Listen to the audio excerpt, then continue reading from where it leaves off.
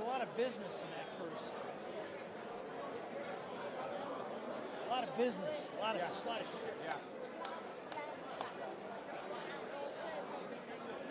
Shot I've ever seen. You know, Barry standing over there like he's waiting for a bus. Right. I'm Mike Chipbox, man.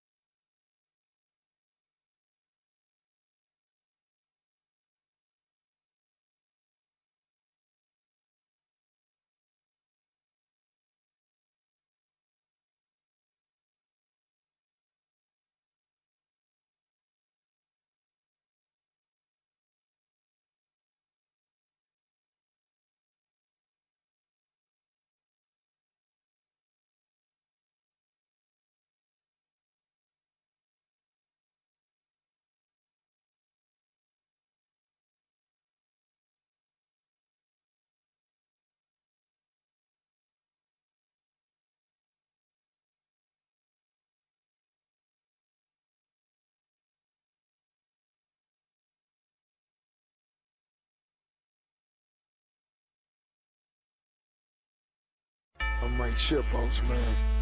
I got this, yeah.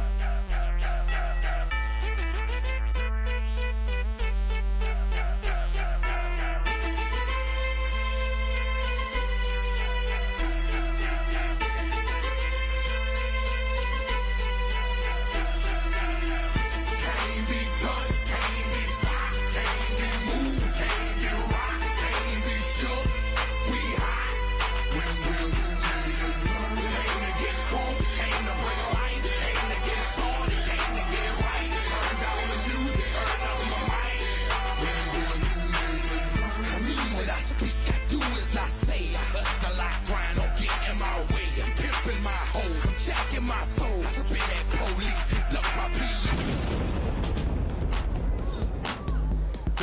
to you tonight from South Florida. We are in Miami at the Hotel Intercontinental, and this is Rivalta Boxing. It's black tie night here in Miami.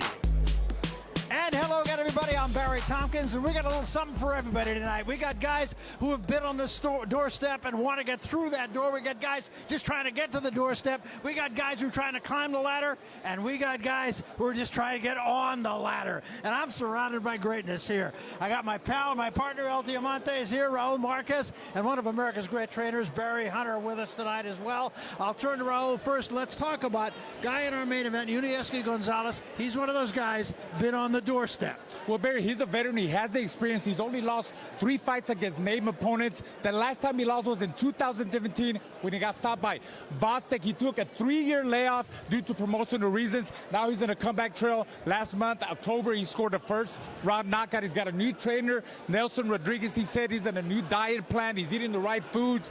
He's not straining to make weight. He feels strong. He's in great shape, and he wants to win tonight in spectacular fashion and call out the big names, the champions, Bivol, Beterbiev, but most of all, he wants to avenge one of his losses against John Pascal, a fight that he thinks he deserved to win. All right, but what he's got to worry about is first things first. And first things first for him is a guy by the name of Alex Terran. Told us he's going to come in here tonight in the best shape of his life. Well, guess what? He was 14 pounds over. 14 pounds. You figure that? I mean, this guy is a decorated amateur on the Colombian national team. 400 amateur fights, and he comes overweight like that. Hey, I mean, this guy, he says he's ready. You know, we're going to see, maybe he's ready to fight in the cruiserweight division. We're going to see a pure tactician in him, be on the defensive fighter, he's a natural counterpuncher, but he did say if Gonzalez wants to make it a dogfight, he's willing to engage. We'll see what happens. All right, let me turn to Barry Hunter. We talk about guys trying to get on the ladder, and we're seeing a young guy tonight by the name of Marcel Barlatier. Only his second fight, but he's a guy I know you like a lot. Now, I tell you what, I heard a lot about this kid, but the thing, Barry, that impressed me with him, it wasn't about boxing. He was humble, he was very respectful, but he had a quiet confidence about him that lead me to believe that this guy, later on in life, can fight for a world title one day. Yeah, it falls into that category of tuck the name away in the back of your mind because you may be hearing it down the road. With that, we are set to go with our first fight of the evening. It takes place in the welterweight division, and let's see how these two match up. Derek Cuevas, undefeated in his 24 fights with just 1 draw. He gets it on against Damian Ezekiel Bonelli. Only big difference that you see right there, that top number. Bonelli, 42 years of age. Cuevas, just 26 and just stepping in to his prime.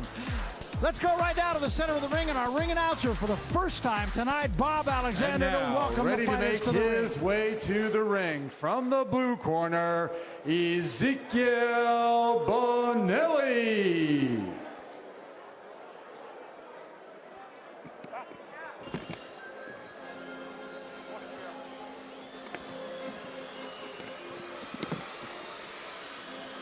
En una villa nació, fue deseo de Dios crecer y sobrevivir a la humilde expresión, enfrentar la adversidad, con afán de ganarse a cada paso la vida.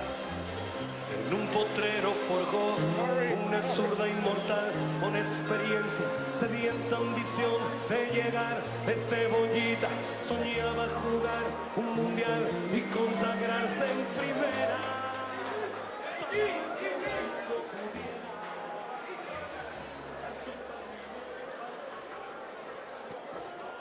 And now, ready to make his way to the ring from the red corner, Derek Cuevas.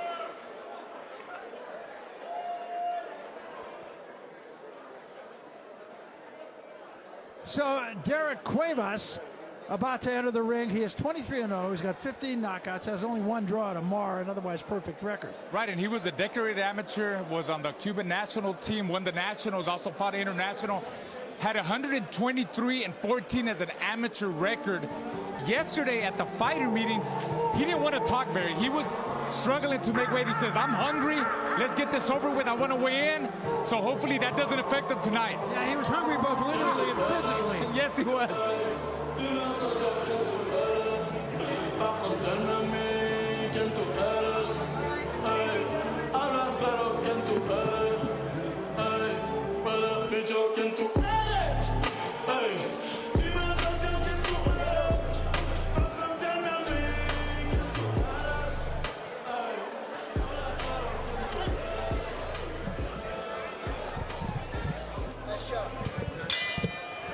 Ladies and gentlemen, from the Intercontinental Hotel in Miami, Florida, our next bout of the evening is brought to you by Rivalta Boxing in association with title sponsor Organic Scientific CBD.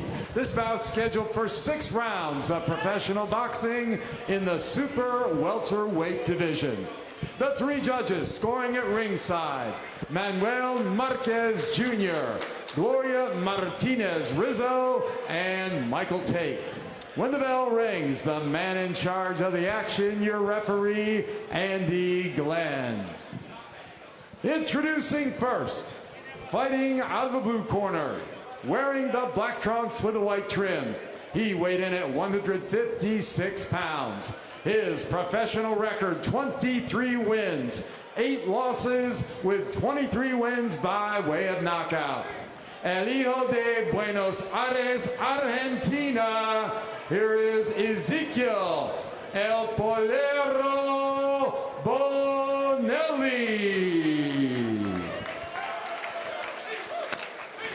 His opponent fighting out of the red corner, wearing the camo tan trunks. He weighed in at 154 pounds. He is undefeated in his professional career, 23 wins, no losses, 1 draw, 15 wins by way of knockout. El hijo de Rio Piedras, Puerto Rico, here is Derek Pretty Boy Cuevas.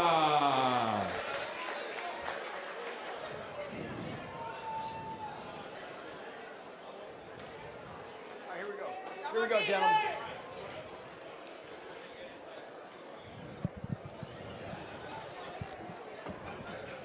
All right, gentlemen, you got the rules in the dressing room. You have any questions? Follow my instructions, protect yourself. I tell you to stop or break, do it immediate. The line looks good here. Touch them up, step back, ready at the bell. So with that, we are set to go. Our first fight of the evening, Damian Ezekiel Bonelli against Derek Cuevas. Cuevas, as we said, undefeated in his 24 fights. He did have a draw. That was very early in his career, so I don't think he's going to be thinking about that too much. Yeah, it was, Barry. He said, you know, that was only his 6th professional fight. He said the other guy had a lot more experience, and he knew how to hold on and survive. And that happens. That happens a lot. That happened to me at the beginning of my boxing career, too. Here we go, round 1. We're going 6. Bonelli, on the other hand, has not won a fight since 2017. He was rolling for a while, and now he's lost his last 7 in a row, looking to turn things around. Well, that tells you everything. Either that or getting knocked out again. Well, he's trying early in this first round here. Cuevas very confident when we spoke with him yesterday, as you pointed out.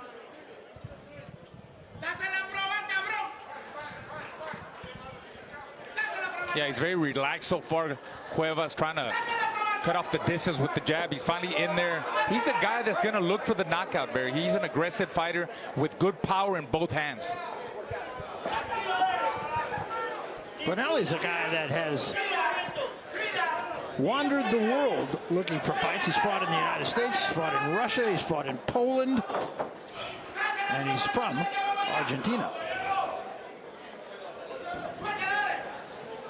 It seems like Bonelli's got a little bit of awkwardness to him. I like to see Cuevas bang the body right there. He's not taking advantage of, you know, he had him there on the ropes, Cuevas, and he didn't work the body, both sides of the body. You know, keep the guy in the corner and work him, because that's Cuevas' fight. See, he's letting Bonelli set up, and that's what's happening, you know. And look at the way he's so awkward in the punches he throws. It makes it difficult for Cuevas. Yeah, Bonelli, very upright guy. Very upright guy, and he's throwing windmill punches wide. Cuevas will serve himself better if he used the jab. Bonelli, incidentally, we mentioned he's from Argentina. He came in here wearing a Diego Maradona jersey. Recently passed away. What a hero. He was worldwide, loved not just by Argentina, but people all over the world, Barry. The hand of God. I yes, think sir. Probably...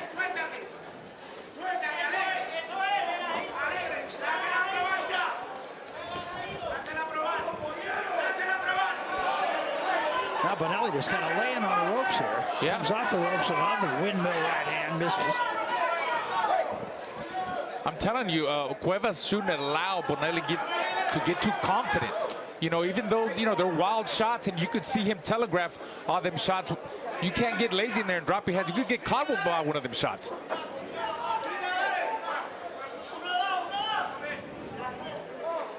Well, Bonelli, in his 23 wins, does have 20 knockouts, so we know he's got some pop. Well, maybe Cuevas, he felt his strength and his power. You know, sometimes when you're in there with a guy, you feel just by going up against him, you feel how strong he is by wrestling around with him. And Cuevas not doing much in this first round. A lot of posing.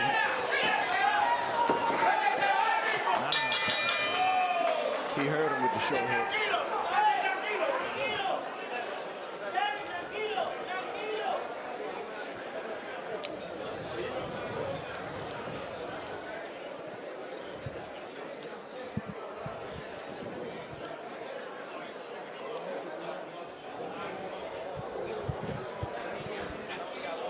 So, Barry, you thought that short hook near the end of that round got there? I thought the short hook got there. Cuevas threw a short hook. It was nice. But those wide right hands coming in like that, those are very dangerous shots. Cuevas can't afford to keep getting hit with those.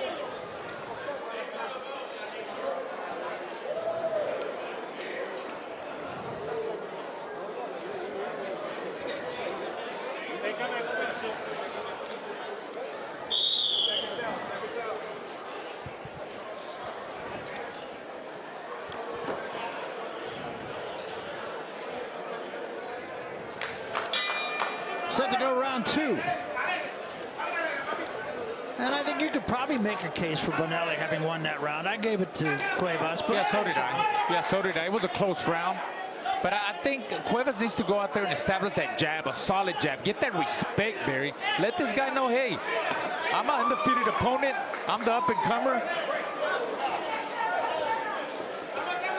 I feel like Cuevas is giving him a little bit too much respect.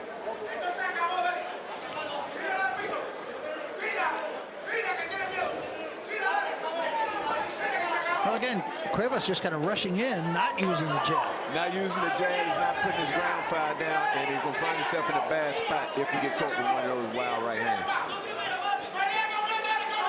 Yeah, he's letting Bonelli kind of dictate tempo and dictate distance right now. You're right. He's got to make him fight. He's got to force him, get him out of that comfort zone.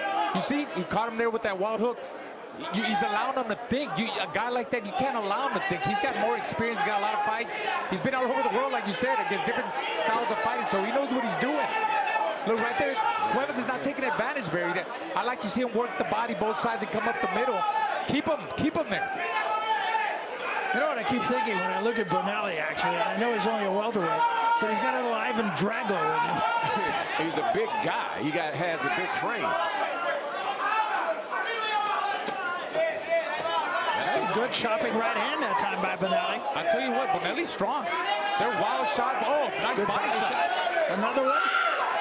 Bonelli right now is dealing. You have to find a way to take that right hand away. Another right hand to the body there. Now went behind the head.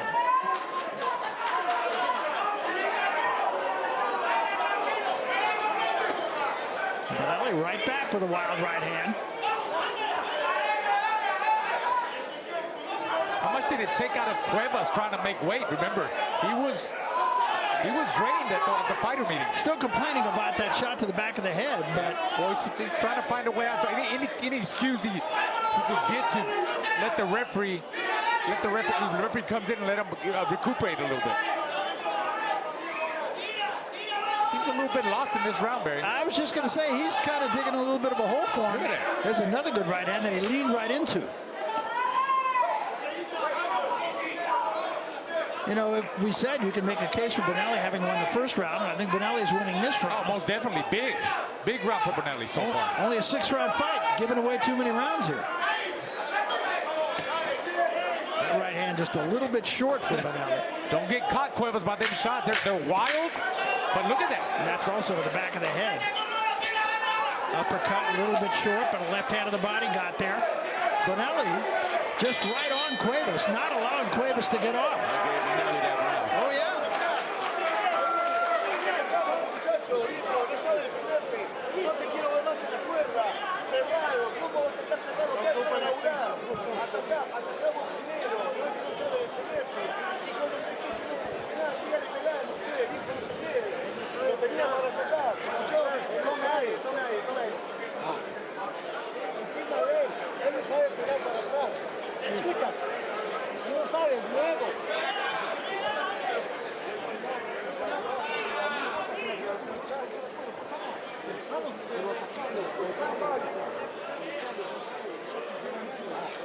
Barry, we're going to get a chance to take a look at some of the action from that round. It was a round that was completely dominated. We're not going to see it. We'll have to come back to that. But a round that was dominated by Bonelli. Yeah, I mean, he was real aggressive. That right hand kept landing.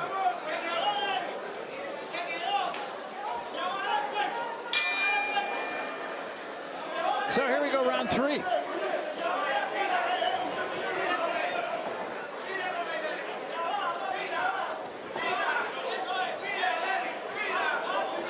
So now we'll see what Cuevas can do. Now he is working the jab. Need to see more behind that jab. But at least he's throwing it. You know, he's measuring the distance. There we go. Now he's in range. And he switches back.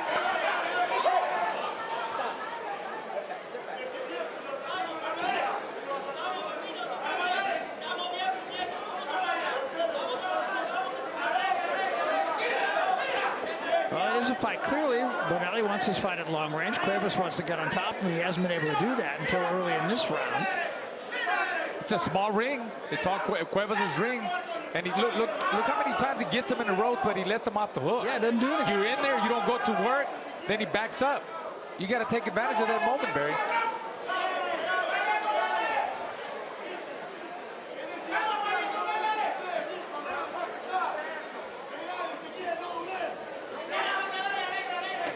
Oh, watch that overhand right. He telegraphs it from 5 feet away, but if it lands, timber. Yeah. Cuevas still complaining about blows to the back of the head.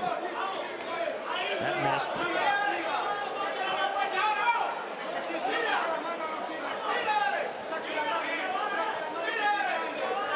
You know, the other thing, we talk about Bonelli having lost his last 7 fights, but when you look at the records of the guys that he fought, they're combined 80-5. Experience, no matter if he lost. I mean, obviously this guy, Bonelli, knows he's an opponent. He's the B-side fighter, but the experience that he got in those fights, Barry, that means a lot. And it's showing right now with a guy like Cuevas that hasn't fought the same caliber of fighters Bonelli has fought.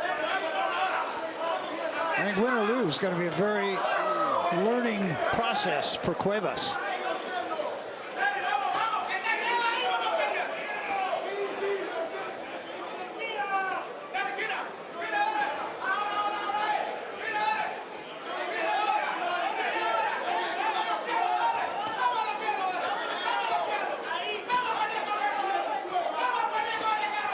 Good body work by Bonelli in this fight. Got there with the left hand of the body a moment ago.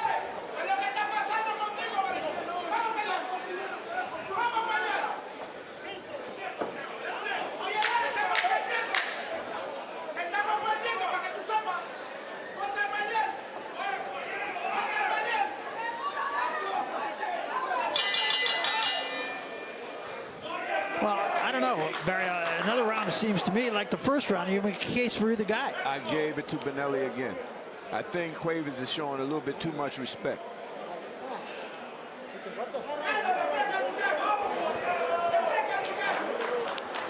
Well, I think the thing about that round, and we're going to get a chance to look at it here, is Cuevas gets him into the corner, but then when he gets him there, he doesn't do any business. Same thing over and over. He doesn't take advantage. And here we see Bonelli.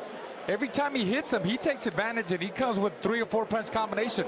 Wild, throwing from different angles, but you know what? If he throws 4 or 5 punches, 2 of them connect, and he's doing the damage, and he's winning the fight, Barry. So no time to waste now for Cuevas. At the halfway point of this fight, we're going 6 rounds.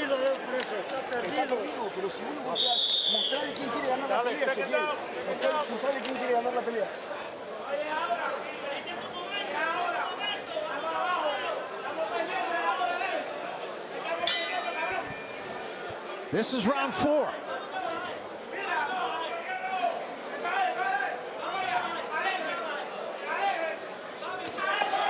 A lunging left hand got there. And I was about to say, I feel like Cuevas is not snapping his shots. They don't look powerful, but That one was with bad intentions. It was, but he got him on a rope set and just laid on him. Right.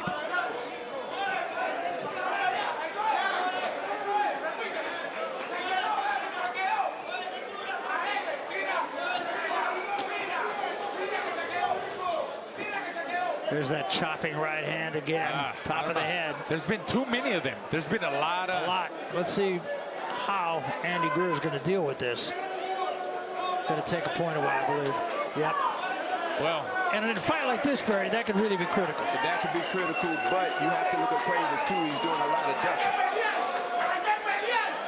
and it's, you know what, guys, it surprised me that he didn't get a warning. Did he get any warning? First time. Oh, okay. Again. Now he's got to start to be careful. Yeah, he does it again, he gets disqualified. Yeah. There was a good left hand from Bonelli. And again, it caught Cuevas ducking, but he ducked right into it. Too much weight. Yeah.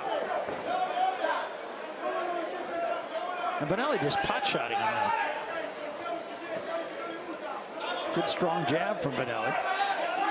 Very weak on his punches. Look at that jab by Cuevas. Has nothing on his punches, Barry. You're not going to get any respect like that. You see that jab? I mean, it's okay to throw jabs like that to measure the distance, you know, change up the rhythm of the jabs, but I haven't seen a hard, solid jab. Look, pity-pat punches. Yes, yes. I mean, maybe he's trying to set him up, but where's the big bomb? You know, let him go. Well, none of that. He needs this round. I mean, if he wins this round, now it's a 10-8 round. It changes the fight. Yeah, he's waiting. This is already the fourth round. He's waiting too long. He's got to do something now.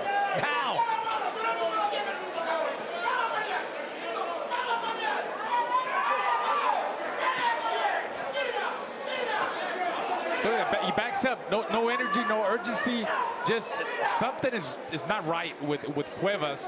I mean, he had a big amateur pedigree, and you know he's got 23 fights. And he's supposed to be a power puncher. I haven't seen it tonight, Barry. Oh, nice good body shot. Yeah.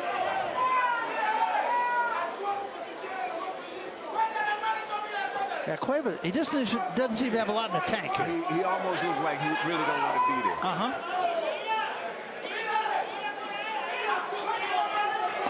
And also, I see him bracing for the punch before it get there.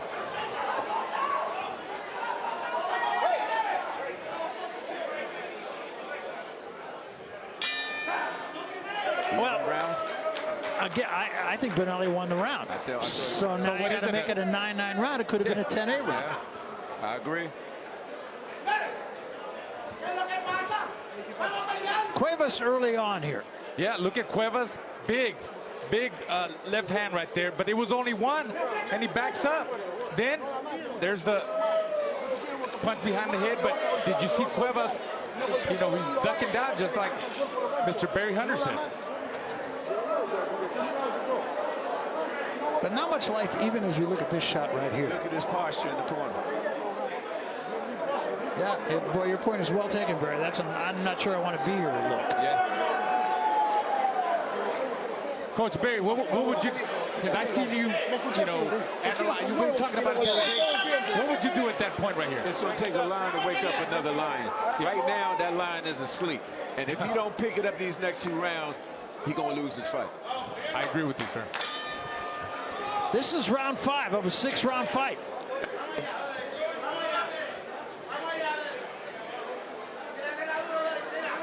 Cuevas keeps switching up, but then just kind of stands there.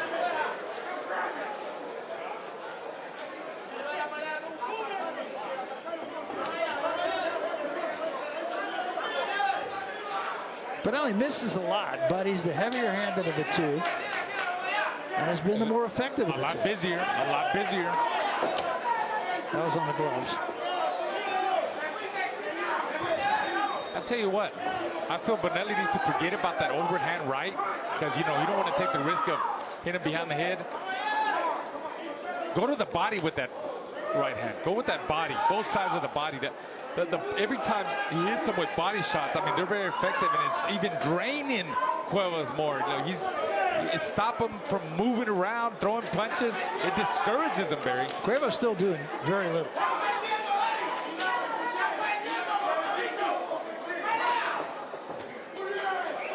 Bonelli jumps in with the right hand. It's not a big punch, but it gets there.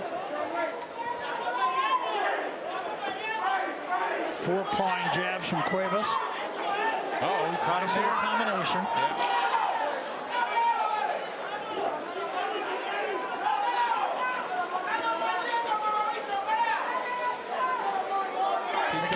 Yeah.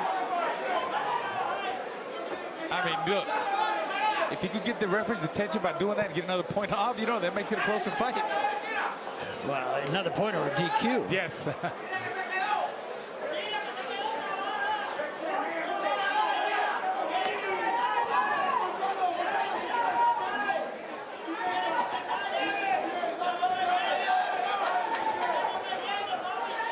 I agree with you, though. Bonelli has to be very careful. Yes. Cuevas just looks like a tired fighter right now, too. I think Cuevas is looking for the exit. He's giving up on himself. Yeah, I think he's finally made it. You know what? I don't have the energy to put this guy strong. He keeps coming. He's throwing bombs. Let me just last 6 rounds. I don't want to get knocked out. Let me hold on. We said earlier he's got 1 draw on his record, and that was way back early in his career.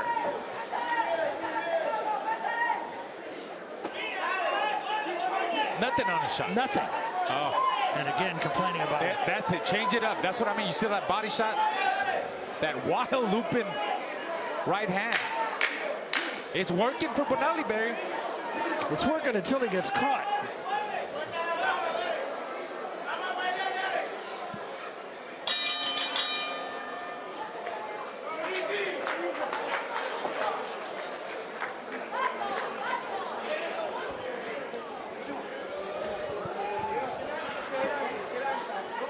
One round remaining in this one, and Cuevas is going to have to find something that simply has not been there through the first 5. Let's take a look back here for a minute, Raul. There we see Cuevas, you know, landed a couple of shots, not a lot of steam on him, but then you see Bonelli coming back, Barry. That's that big right hand, big left hand that he throw, but Bonelli took it well. He's been talking to Cuevas a lot, too, in the last few minutes. Yeah, Cuevas is throwing punches, but they don't have confidence behind it. Punches are very light. If Bonelli wins this round, in my book, he wins the fight. But we got to remember, anything could happen in boxing. Yes. We know that. Yeah. Well, on my card, I've got Bonelli ahead by 2 points, so. So do I. Quick left hand to open this final round. I think they told Cuevas that you need a knockout to win, or win this round big.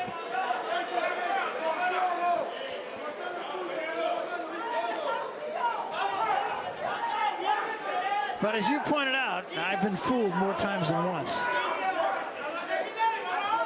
We've seen it a lot of times. We have. And I'm sure as a trainer you have too.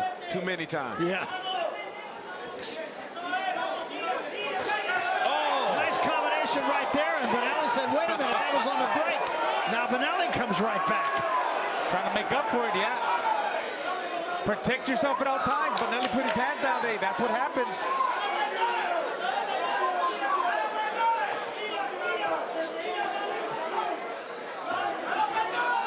Take a look at Cuevas' facial expression. Right now, take a look at Bonelli's. His left eye is almost closed. Did he blow his nose, or that's what happened? Honestly, I think that was one of the shots he got caught with when he dropped his hands and they did a little break or whatever. Cuevas now has him against the ropes and tries to open up on him. Bonelli's still fighting off the ropes, but Bonelli right now doesn't seem to have quite the zip he had. Halfway through the final round.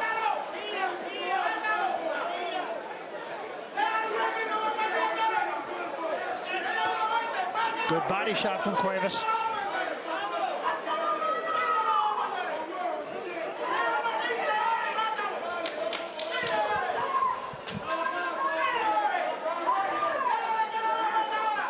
Look at Cuevas' mouth wide open. I mean, they're both gassed. Oh, I think so, But, yeah.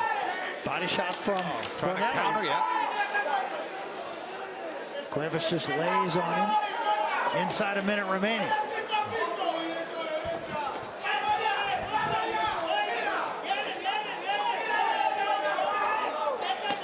Good body shot again from Bonelli. Cuevas just doesn't seem able to get out of that first gear. Look at him brace for the punch before the punch gets there. Got him with the left hand coming off the ropes. Left eye of Bonelli almost closed. Uppercut from Bonelli. Bonelli misses a wild right hand. Shows the left hand of the body, nothing there. Final 10 seconds. And Bonelli again off the ropes with a right hand. Yeah, nice counter right hand. Caught him coming in. Oh, they're both gassed. Big bomb. At the bell, and it's in the hands of the judges. That was a very close round. It was a close round. That was a hard round to score.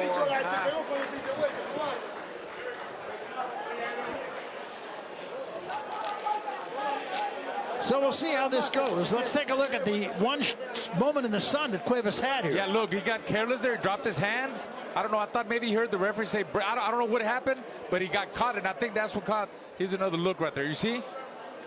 I think that's where the eye problem happened. Oh, it is, yeah. Yes. You can see he didn't have it before. And if this fight went much further, it could be a real problem. So it'll be in the hands of the judges. On my card, I've got Bonelli winning handily, even with the point taken away. Yeah, so do I. And even if you, in my card, even if I gave the last round of Cuevas, I still got Bonelli winning by 1 point. Yeah, me too. Now, Same thing. I mean, if the referees, I mean, the judges have it. They gave the, say they gave the last round of Cuevas, they'll have it 57-56. It could be a draw. It could be. It could be a draw. Well, and remember, I think all of us gave Cuevas the first round. Right. And that was a close round. Yeah.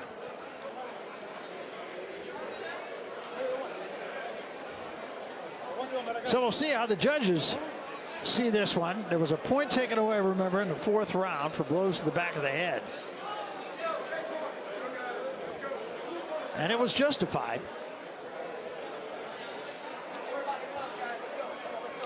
And we are just about set to go with the decision, and we'll find out who won this first fight of the evening. Very entertaining fight. Not for the reasons we thought it might be. Ladies and gentlemen, from the Intercontinental Hotel in Miami, Florida, after 6 rounds of professional boxing, we go to the scorecards. Judge Manuel Marquez Jr. scores the bout 58-55 for Cuevas. Judge Gloria Martinez Rizzo scores the bout 58-55 Bonelli. Yep. And Judge Michael Tate scores the bout 58-55 for the winner by split decision, Ezekiel El Polero Bonelli. Well-earned win for him. Remember, he came in here on the heels of 7 straight losses, and he earned it, I think, Barry. I think the right man won the fight tonight. Your Totally thoughts? agree. Yeah, I totally agree. I had it 58-55 for Bonelli. So did I. So our first fight of the evening, a very entertaining fight. Still plenty more to come from here in Miami. Don't go away. We are coming back.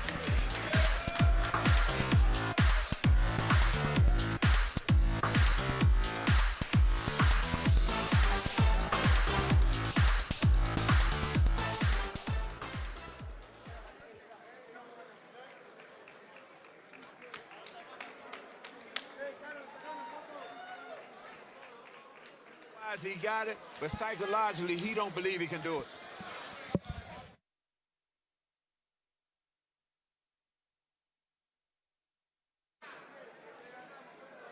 And now, ready to make his way to the ring from the blue corner, Dakota Lester.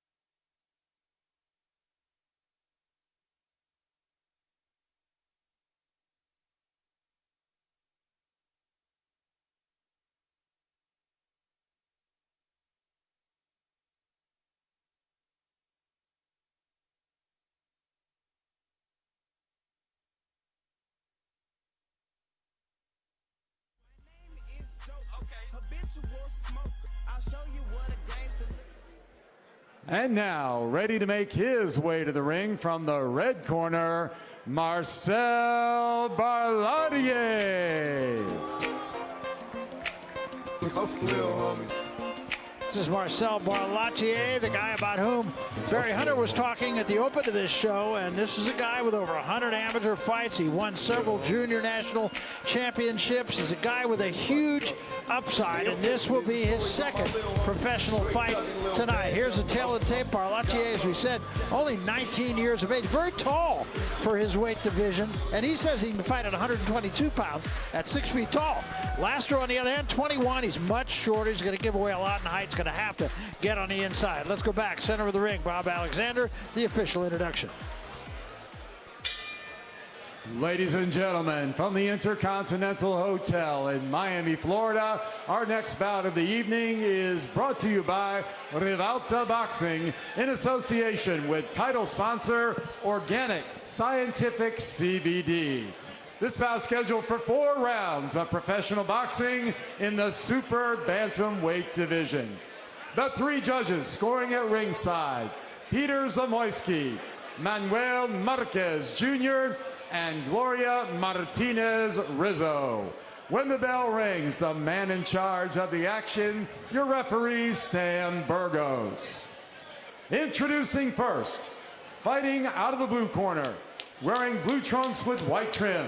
He weighed in at 127.5 pounds. A veteran of 15 professional bouts from Hannibal, Missouri. Here is Dakota Joker Lester.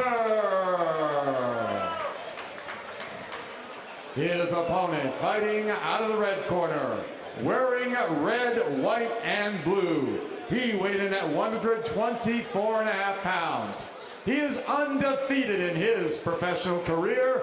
1 win, no losses, 1 win by way of knockout. From Miami, Florida, representing Mickey Demos Boxing Gym, here is Marcel Man Barladier.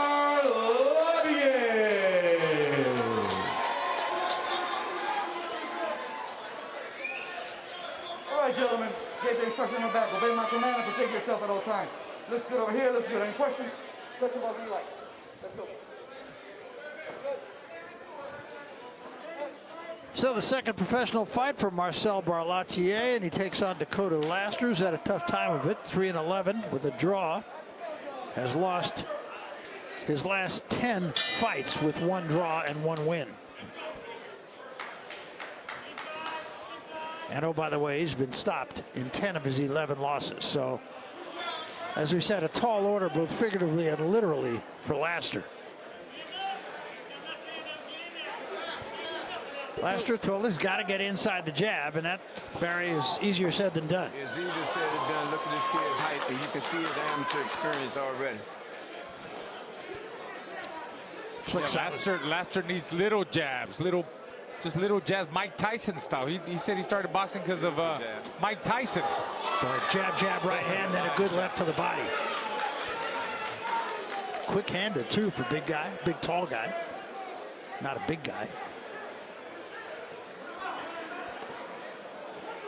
You can really see that amateur experience here. Yeah, Marcel, very relaxed. He said he was going to work on that. He wants to be more relaxed in there. He says he knows the amateurs is totally different from the pros. He's trying to make that transition, you know, and he looks good right now. He's trying to sit down more on his shots, which he said he's been working on in the gym, and just place them right. And that's what I've seen so far in this first round, Barry. Has been doing that very effectively. He was very relaxed when we talked to him. I mean, a guy who just seems wise beyond his years. Yes. Now he's got his man in the corner. A couple of shots there, and Laster almost went down. And this is not going to take long, I feel pretty confident in saying that. Laster just can't extricate himself here. Look at him. He's taking his time. He's measuring him with the jab. He touches with the jab. Oh, nice. And there's a good right hand. That's it. It's over. Just like that was a good stoppage by the referee. I think it was. That was a good stoppage. Right on time. He could have let him go. I mean, another referee couldn't let him go, Right on time. There was no need to. Yeah. I like what I see in young Marcel. I do too. I mean, very young and obviously very inexperienced as a pro, but boy, it looks like he has all the goods, doesn't he? Yeah, good head on his shoulders. You know, yesterday, very educated young man. You know, even though he had a hard upbringing. Gonna get another look at this, guys. This was more cumulative than any one thing, but he was very sharp, showed a very effective jab. Brought the right hand behind the jab very quickly. He was a little bit short with the right hand, came right back with another one, and that was it. So 19 years of age. Let's go. Talk about this a little bit. There goes Marcel looking on the attack, taking his time with his combination, trying to make every shot count. Some of them he missed, but look, he took a step back. He takes a step back, sets up that Beautiful. feinting a jab to the body, and then came over the top. That's beautiful. And you get that from the amateur experience. Yes, you do. And if you look at it, most of the punches he threw, he was very accurate with it. All right, here's Bob Alexander to make it all official. Bob?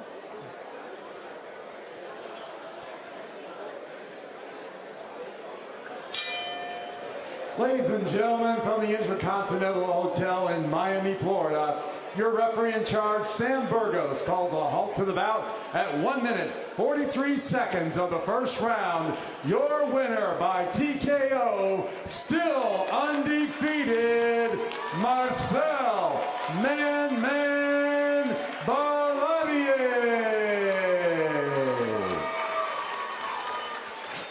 Gotta love his nickname, too, Man. There's one in every city. Isn't there? Very impressive, though, for a young guy. And again, we talked about this at the very beginning of the show, but that's a name you might want to tuck away in the back of your mind, and it's a name you won't soon forget, Marcel Barladier. We're coming back. Welcome to Miami Land. Good news, it's not some new man-made theme park, but instead, it's the city's real wild side. Miami's great outdoors. No lines, no tickets, no limits. So, when choosing your next vacation, ask yourself, do you want to be a character in someone else's adventure? Or do you want to write your own?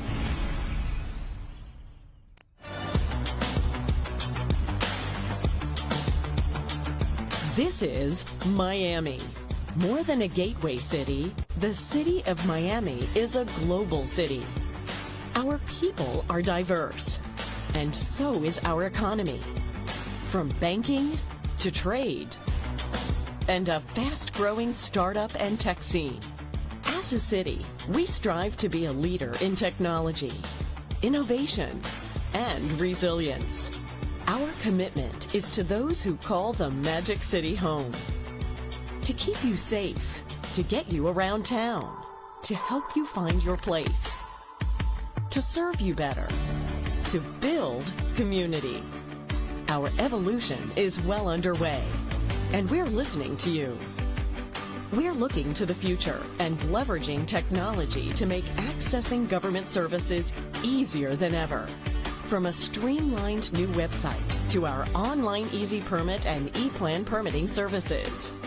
And we're safeguarding Miami's future with smart investments in resilience.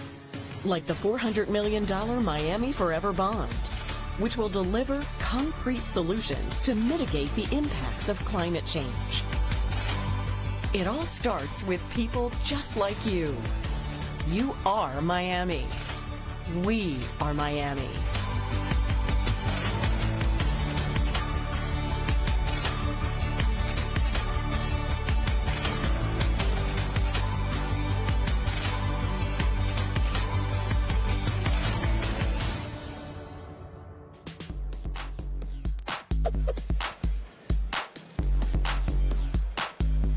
And we welcome you back to the city of Miami. It is Black Tie Night here, a Black Tie affair, and I was going to tell you, everybody was properly masked up, and of course we take a shot with nobody wearing masks. Hey, The new normal. We're coming up to our next fight of the evening. It is between Neslan Machado and Angel Contreras. And again, very little to choose between these two featherweights. 26 years of age for Contreras. Machado a couple years younger at 24. They're the same height. They have roughly the same reach.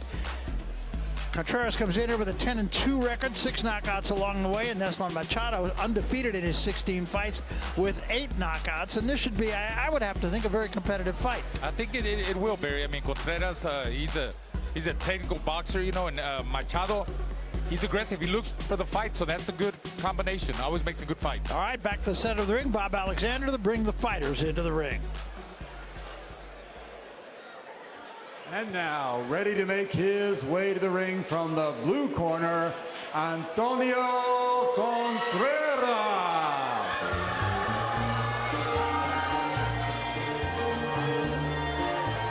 So here is Angel Antonio Contreras.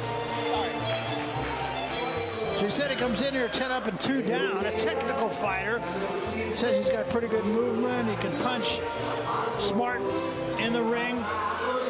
And he feels that this is a great opportunity for him to fight an undefeated fighter. Absolutely. They see if he could pull off the upset like Bonelli did. He had a recent fight he fought just a month ago, a little over a month ago in Monterrey, Mexico, and he won that fight. So he's got very recent experience, and we should point out a lot of guys do not have that in this event tonight. And now, ready to make his way to the ring from the red corner, Neslan Machado. And Neslan Machado is one of those guys. He's not had a fight since March of 2019, and he's fighting a guy that had a fight a month ago. Yeah, well, you got to start back somewhere. He's 16-0 with 8 knockouts. He had a pretty good amateur career, 126 and only 5 losses. He left Cuba when he was 9 years old, so he made most of his career. He started his boxing career here in Florida. But talk a little bit, Barry, about inactivity. I mean, you don't know what's going to happen that first time. The timing is the first to go and it's the last to come back. So we'll see what Machado has. As we said, Contreras had a fight on October 30th, and Machado has not fought in more than a year and a half. We go back to Bob Alexander. Ladies and gentlemen, from the Intercontinental Hotel in Miami, Florida, our next bout of the evening is brought to you by Rivalta Boxing in association with title sponsor Organic Scientific CBD. This bout scheduled for 8 rounds of professional boxing in the featherweight division. The 3 judges scoring at ringside, Michael Tate, Peter Zamoyski, and Manuel Marquez Jr. When the bell rings, the man in charge of the action, your referee, Andy Glenn. Introducing first, fighting out of the blue corner, wearing purple trunks with white, red, and gold trim. He weighed in at 125 pounds. His professional record, 10 wins, 2 losses, 1 draw, 6 wins by way of knockout. El Hijo de Monterrey, Mexico. Here is Angel Antonio Chaturo Contreras.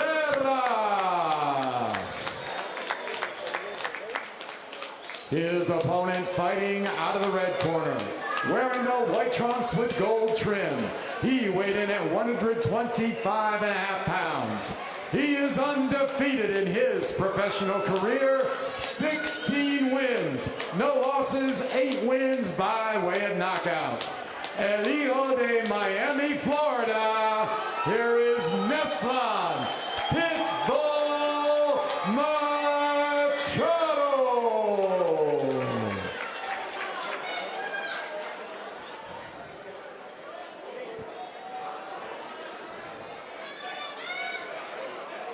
Gentlemen, you got the rules in the dressing room. You have any question? Follow my instructions, protect yourself. I tell you to stop or break, do it immediately. Line looks good here. Touch him if you want. Step back ready at the bell.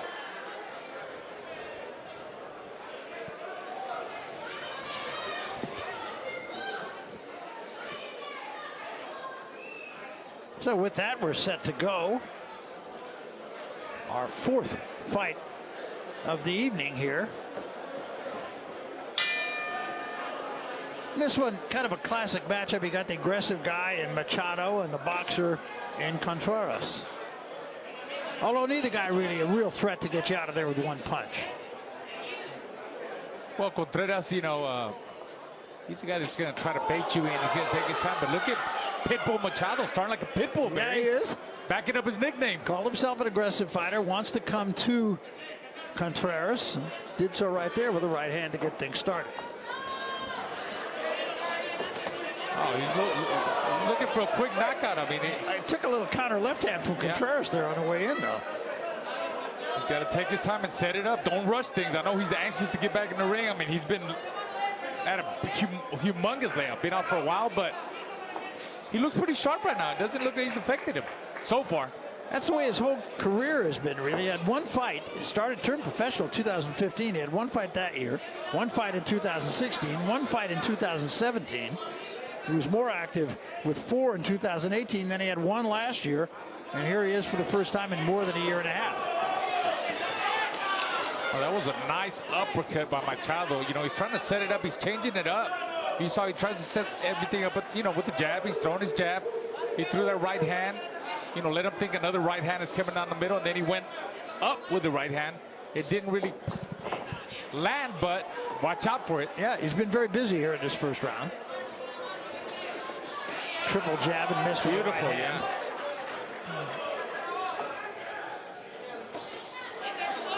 Showing a lot of different combinations here. There he goes to the body. Nice head movement by Machado, giving him different looks. You know, not just standing in front of him. That's very smart of him. You know, good defensive moves. Look at that. Nice combination. Came up with the uppercut. Left uppercut up the middle. Sharp combinations. That time Contreras stepped in and he took a right hand from Machado.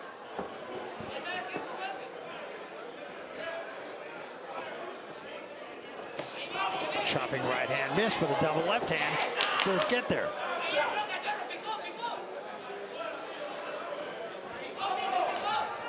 Barry Machado showing a little bit of everything here in this first round. Yeah, I think Contreras needs to be a sniper. He needs to use his range and his height.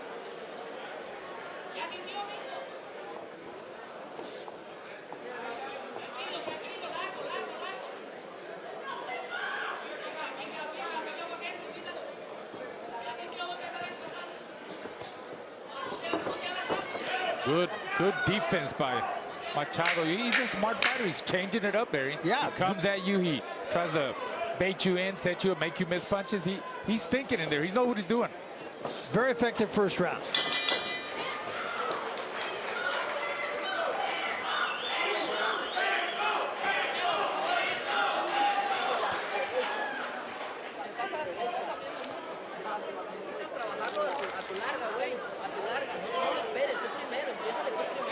Well, we talked about his defense in this first round. Look at that. Look at Machado's really slipping away. Missed again. You can't hit me. Try to hit me. He never hit him. He did a lot more slipping after that. No, that was a good first round in every aspect for Machado. Gave him a lot of different looks. And you know what? He's not settling for just bombs. We saw him throw a couple of bombs, talking about Machado. But then he goes back to setting it up with his jab. He changes the speed of his combinations. 3, 4, 5, then tries to land a bomb. Makes a miss, baits it. I mean, he's impressing me. Yeah, so far.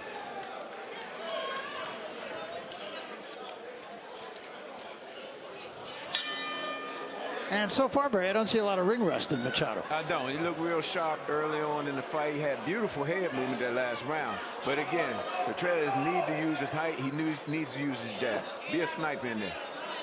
Exactly. Hadn't been able to do that so far. Come right down the middle. A lot. There you go. Yeah, a couple of jabs and a good right hand from Contreras. Yeah. Now get away. Hold them or get away. Keep turning them. Machado missing. Contreras used to be at long range. Every time he's in the inside, just hold them, let the referee break you apart, then get back on the outside with the stick. Agreed. Yes, sir. Stepped in with the right hand.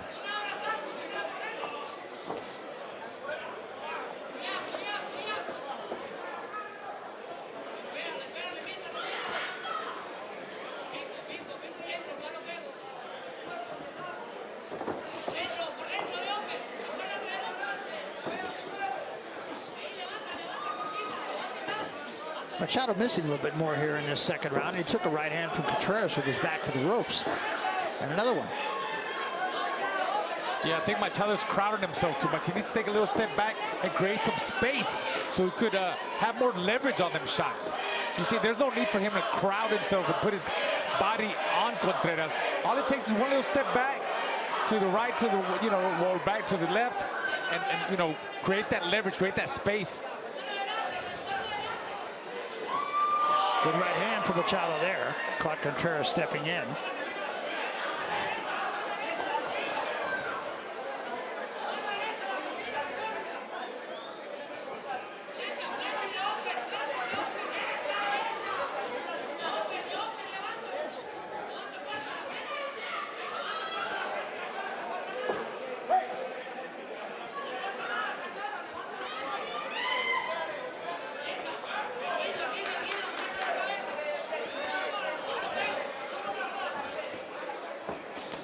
Nice combination there. Best combination of the round from Machado. And Contreras fell right into that 1-2. He did.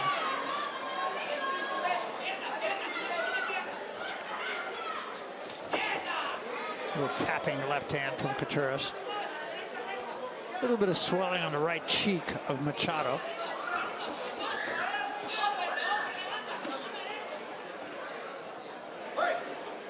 I would like to see Machado change up his speed, just like in baseball. Don't keep throwing the slider or the straight ball. It's going to get knocked out of the park. The occasional changeup, huh? Yeah, changeup. Slider this time.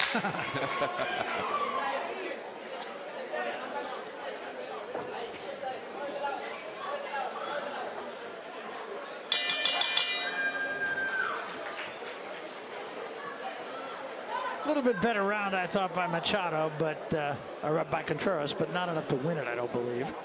See the black tie crowd here. Yeah.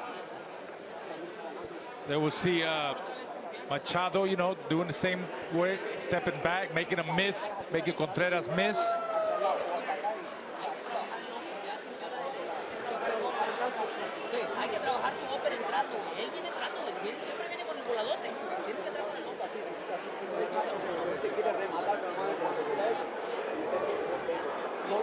This fight scheduled for 8 rounds. Machado got out of the blocks really quickly and paced up the entire second round also.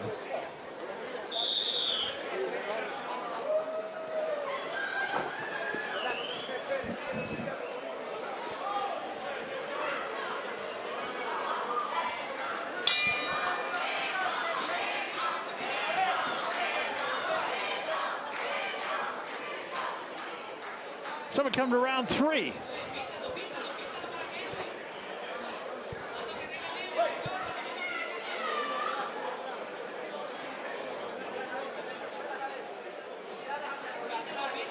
Yeah, Machado needs to go back to his stick. You know, that little fast jab, change-up jab. And just let his combinations go. He's got good speed. Changing up the jab, jabbing out the body, coming back on top.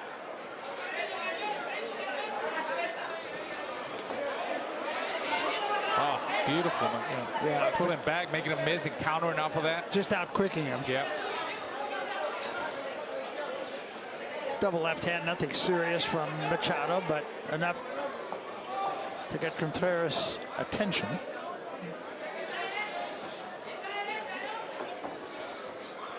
Turned him nicely there. That's it. He's working him.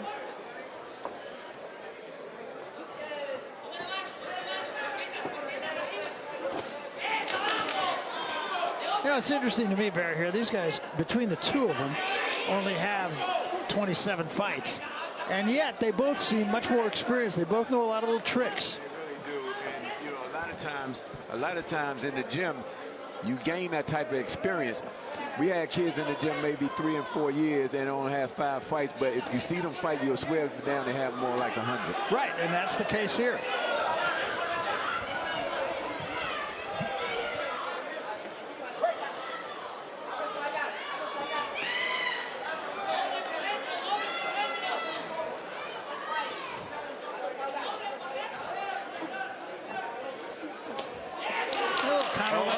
Contreras. But right back comes Machado. That was some good shots. Very accurate, powerful, too. He's starting to get his timing down. Yep. Yeah, Contreras is no joke. I mean, he's lost a couple of fights, but I'll tell you what, good right hand. Combination and finishes with a right to the body. Machado wild over the top with a right hand of his own.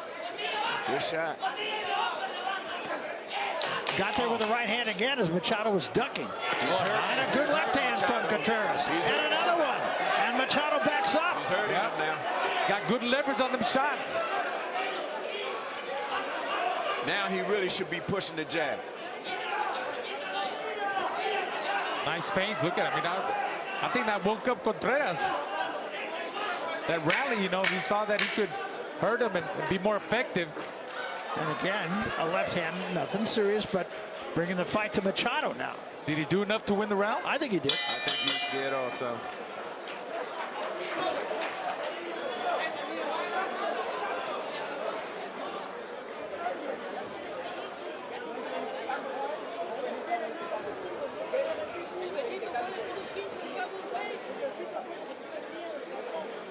I thought really something of a comeback round for Contreras, by far his most effective round of the fight. Yeah, very accurate with them shots.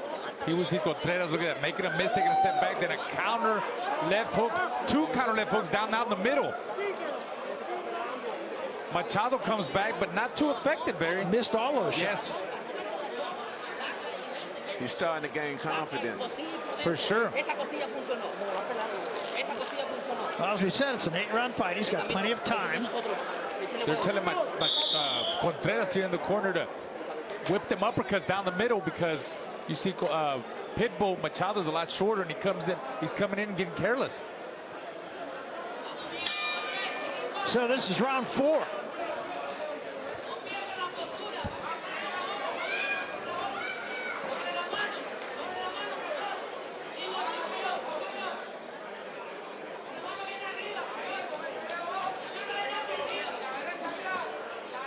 Machado, a little bit more respect for Contreras here in this round. Coming in again. Yep. And another good left hand from Contreras. Machado a little wild right now.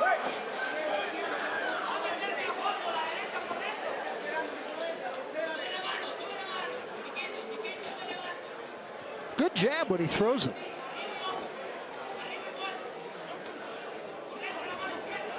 Double left hand and a right hand behind it from Machado. Missed with that right hand. If I'm in the corner of Contreras, I am putting emphasis on push the jab, push the jab. Nice frame defense by Contreras. You see his hands are really tied up, you know. So not a lot of Machado's shots are going to get in now. And he missed with 3 shots right there. Just to emphasize your point, Raul. Yep. Missed with that. I think Machado is subject for a counter right hand. He's been hit with it a couple times in this fight. Wild right hand.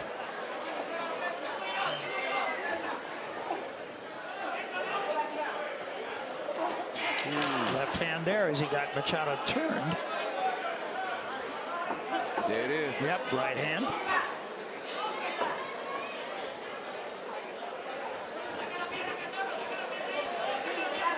This is great experience for Machado. You know, undefeated. He's never seen a loss, but he's really getting tested.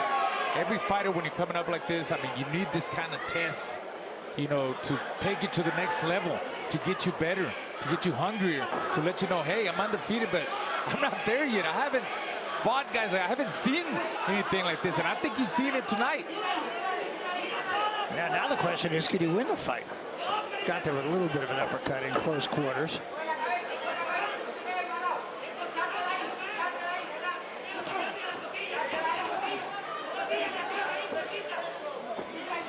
Oh, low blow. Well, and then a wild right hand over the head.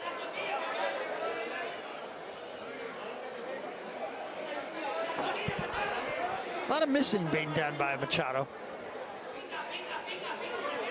but Contreras really not doing a lot of damage in this round. That's exactly right. So I think Machado took the round. I do too. Good combination.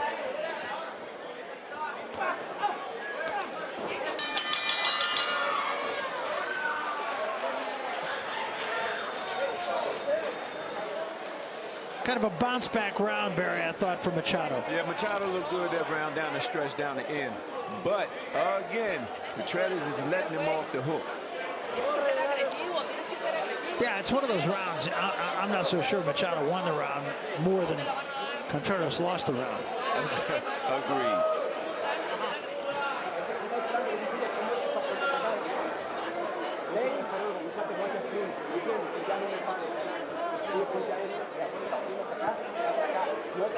Pretty good fight so far.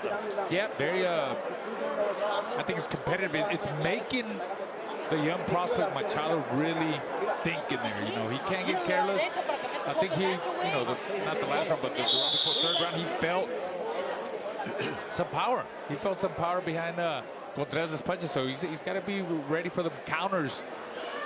He can't just rush in. It's not an easy fight for him, Barry. Neither one of these guys really with a big knockout record. Contreras has 6 in his 10 wins. Machado only 8 in his 16, and most of them were early in his career. Well, as we all know, all you got to do is place the right shot, the right leverage, get in the right position, and anybody could get knocked out or hurt. Anybody can get knocked out or hurt. Nice counter that time by Machado.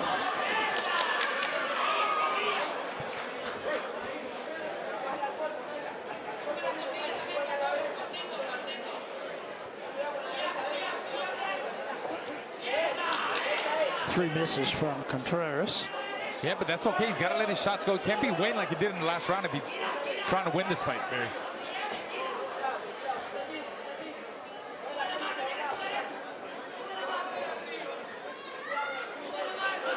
Oh, just missed one over the top.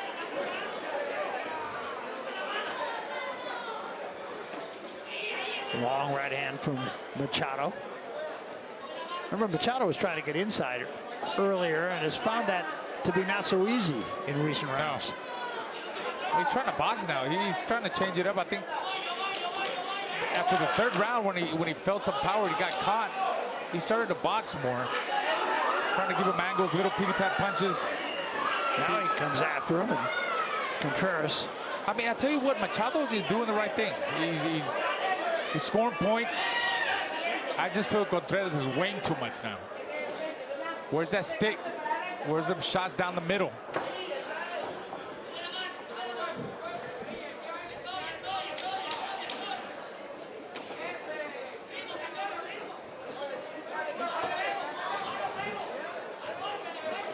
Now, right now, Machado in control of this fight. Came with the left hand of the body and then brought it upstairs.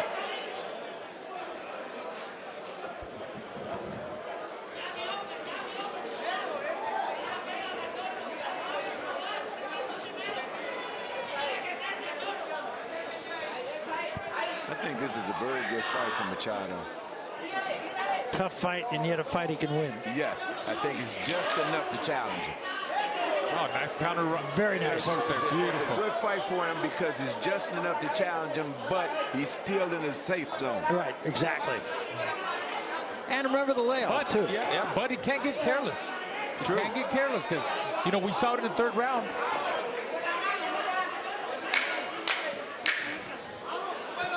Now Contreras with a little something, but little something too late, I think, and Machado has won this round as well.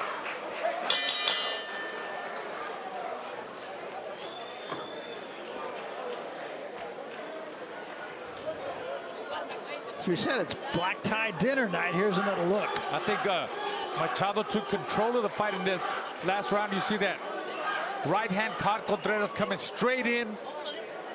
That was a good round for Machado. He's got to take his time, pace himself. I think he started a little bit too quick in the first round at the long layoff. I mean, he was just anxious. You know, he's a young kid too. But it's experience. It is. Experience. And as he moves up the ladder, I think he'll get better in the mistakes that he's making. Right. Absolutely, yes. You know, so far, like you said, Barry Hunter, not Barry number one. Oh, okay. No, wait, like that name. I better not say Barry number one. Barry, no, let's say we're chock full of berries. Yes, here. there we go. No, but you're right. He's going to grow from this fight. This is the perfect, so far what it looks like is the perfect guy just to, you know, we're not hoping that he, you know, gets his first loss, but it's got to get him thinking, hey, you know what? It's not as easy as I thought. That's right. You know, I'm undefeated, but I got a lot of work to do. You have the thoughts. You have the thoughts. I'm telling you, me at the beginning of my career, you were knocking people out. It's easy. Oh man, this is easy. You know what? I don't have to train the same. I don't need to. I'm gonna knock it. No. When you find out that you hit your fighter with everything with the kitchen sink, and he's still there, It's a false sense of security. Yeah. what am I gonna do? Right now, he is in control of his fight. One of the things I think going forward he needs to correct right off the top is if you look at his left hand, he's too close in range to have his left hand, have his hands down like that. I agree. I agree because he's gonna, you know, what's that counter? What's that? He's gonna get countered with the right hand down the middle, or just even an overhand right by Contreras. You know, all the Mexican fighters, especially from Mexico, they love to throw. They call it volado. Volado, over the top. Over the top. Over the top. Meantime, Machado really started to control things here, and Contreras stepping to him a little more than he had been and staying in there.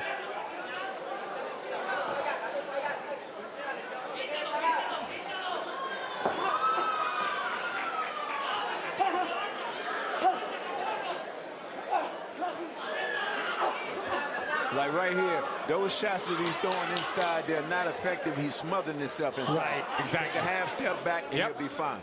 Exactly. And keep turning. And keep turning. And when you take a half step back, you don't want to step too much back and put your hands down. Right. Just enough to put your opponent in harm's way and get you out of harm's way. Exactly. And if you want to learn from that, I remember a fight Donald Curry against Mike McCallum. I did that fight. Donald Curry took a step back, way back, and he put his hands down. Boom! McCallum cut him and put him to sleep, Barry. Remember that? I did the fight. You did the fight? Yes. I was little. Don't say that. Don't say that. Oh, man. Actually, we're having fun tonight. A quick story about that fight as this round winds down. And I had brought a date with me to that fight, and she was sitting right behind me, and I could hear her in my headset. When that knockout came, she said, "Oh my God, he's dead." You told me that before. I remember now. Meantime, Contreras gets there with the left hand, but again, a case, I believe, of too little, too late, as Machado is dictating the pace of this fight now.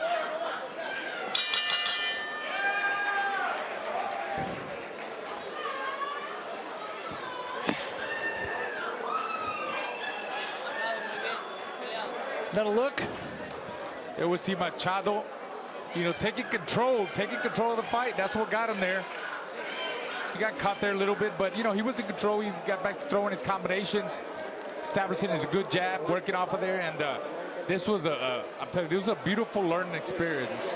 I know we're being repetitive by saying that, but it's so important in the boxer's career when they're coming up that they get tested. They get this kind of test, Barry. And he knows. He knows. He's happy he won. He feels he won. Of course, we got him winning. Well, the problem is, this is the end of the 6th round, and this was billed as an 8-round fight. Well, I was about to say that. I thought it was me. I thought it was me. I guess I made a mistake because I don't know if I did say this is an 8-round fight, but you know, anything could happen. This is 2020. Yeah, it is. Don't forget about that, guys. It is. What do we got, like a month or two to go? I'm so ready, man. Oh, what a year. Obviously, the fighters knew it. They may be the only two in the building who did. Yeah. Even the ring card girls was kind of off. Yeah. So the judges will figure this out. I think all of us agree that this is rather lopsided for Machado.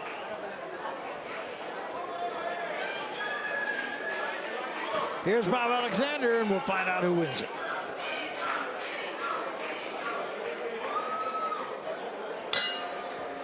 Ladies and gentlemen, from the Intercontinental Hotel in Miami, Florida, after 6 rounds of professional boxing, we go to the scorecards. Judge Michael Tate scores the bout 58-56. Judge Peter Zamoyski scores the bout 59-55. And Judge Manuel Marquez Jr. scores the bout 60-54. For the winner by unanimous decision, and still undefeated, Neslan Pitbull Machado. So Machado in his first outing in more than a year and a half makes good on it. You want to see this guy more often? Yeah, I do. He's got good skills, good movement, and he's got a bright future. All right, we still got a lot more to come from here at the Intercontinental Hotel in Miami, so don't go away. We're coming back on the other side of this.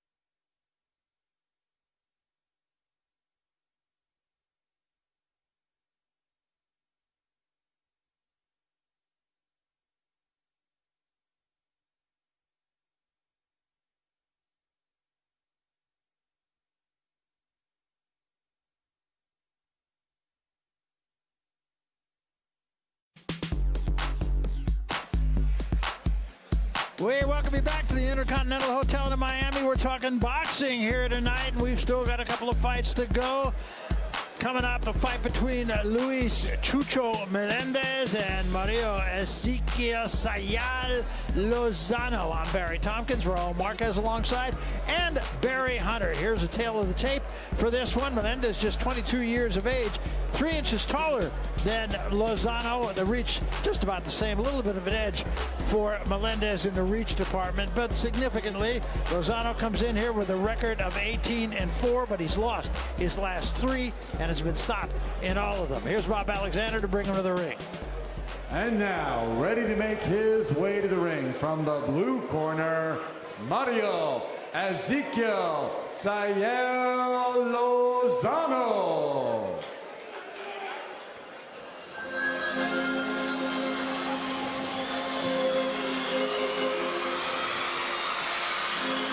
En una bella nación fue el deseo de Dios crecer y sobrevivir a la humilde expresión, enfrentar la adversidad, con afán de ganarse cada paso en la vida.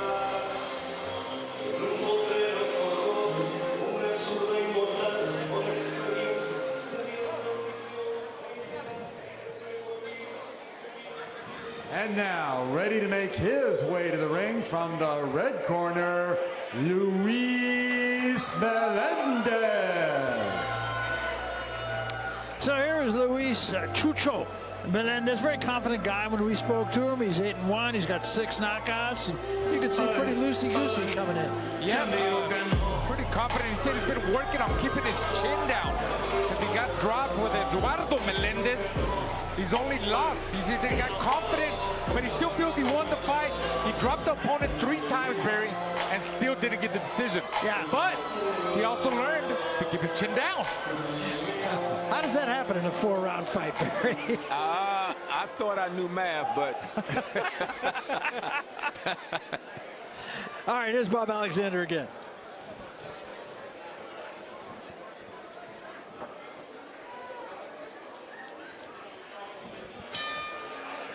Ladies and gentlemen, from the Intercontinental Hotel in Miami, Florida, our next bout of the evening is brought to you by Rivalta Boxing in association with title sponsor Organic Scientific CBD. This bout scheduled for 8 rounds of professional boxing in the super featherweight division. The 3 judges scoring at ringside: Gloria Martinez Rizzo, Michael Tate, and Peter Zamoyski. When the bell rings, the man in charge of the action, your referee, Sam Burgos. Introducing first, fighting out of the blue corner, wearing the red trunks. He weighed in at 129 pounds. His professional record, 18 wins, 4 losses, 1 draw, 9 wins by way of knockout. El Hijo de Buenos Aires, Argentina. Here is Mario Ezequiel Sayel Lozano. His opponent, fighting out of the red corner, wearing the white trunks with blue and red trim. He weighed in at 129.5 pounds. His professional record, 8 wins, 1 loss, 6 wins by way of knockout. El Hijo de Bayamón, Puerto Rico. Here is Luis Chucho Melendez.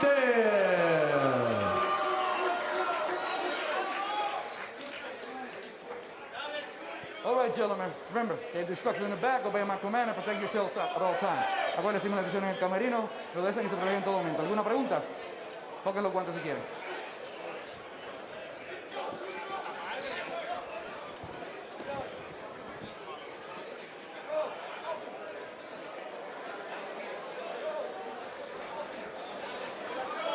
All right, so we're set to go. This round scheduled, we believe, for 8 rounds. But then we believe the last one was scheduled for 8 rounds, too. It might be 4, Barry. Could be, who knows?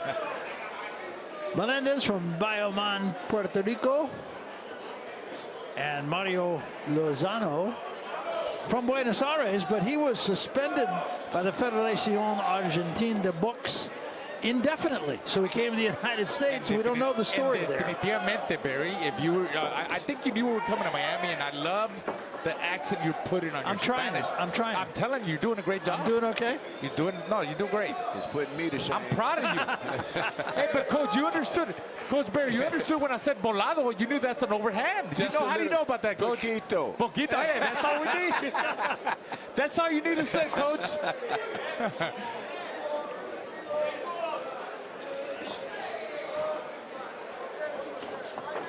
Lozano, who's, as we said, not been on a good streak. He's been stopped in his last 3 fights, albeit against opponents, 2 of whom were undefeated. Yeah, with guys with winning records. So you got to look at that. I mean, he's fought guys with winning records, even though he got suspended, because he got knocked out 3 times in a row, right? 3 fights in a row in Argentina. But if you look at the type of fighters he's fought, his records, they were winning records compared to Melendez's fighters. So this could be a nice little test for Melendez. Let's see what happens. Fighters like Lozano are necessary. Yep. For fighters like Melendez. Yeah, good things, guys. Still got a good record, even though recently he hasn't done so well, but he's still 17. He's managed to win 18 fights. Yep. And he's a southpaw, too. Right.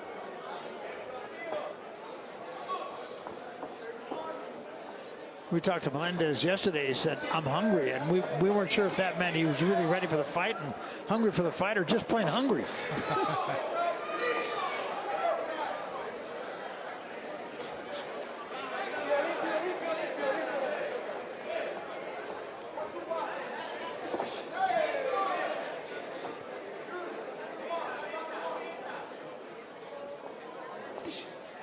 Melendez looks much sharper than I've seen him when I saw him the last time. And so far, you know, he did say he was going to try to keep his chin down, tucked in under his guard. You know, he has his hands up, nice frame defense, and he's keeping his chin down so far, Barry. Nice counter right. But I tell you what, Lozano, I mean, the losing record that he has, but look, I mean, he just slipped a left hand in there a moment ago. Wasn't bad. He's got some decent skills. I mean, he's a lot of movement. Yep. Feeling out first round. Give it to Melendez. Yep.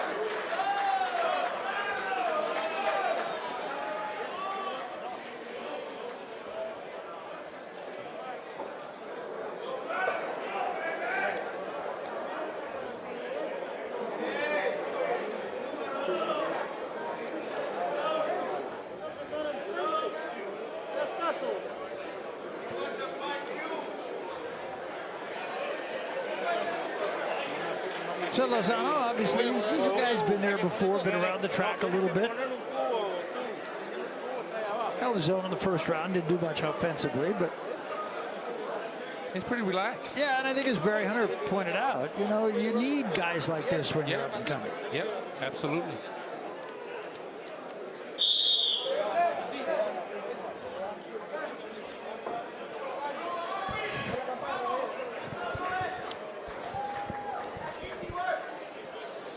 So this is round 2 of what we believe is an 8-round fight.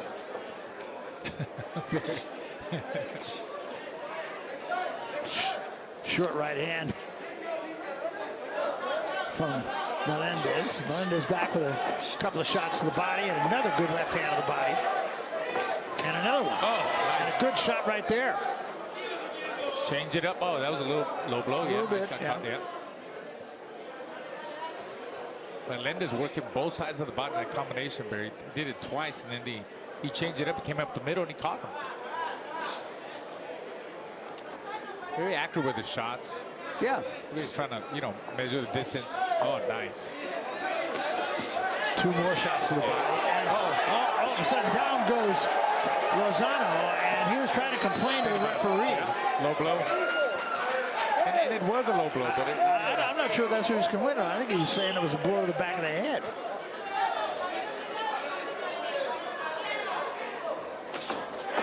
Melendez still have to be cautious. There was a shot dropped him right now. Looked like a short right hand, and the fight's over. What a shot. That was a little bit blocked by the referee, but I believe it was a short right hand. Yeah, it was a counter, Lozano walked right into it. And I was just getting ready to say Melendez had to be careful because in those exchanges, you know, his hands were there, but he ended up catching Lozano.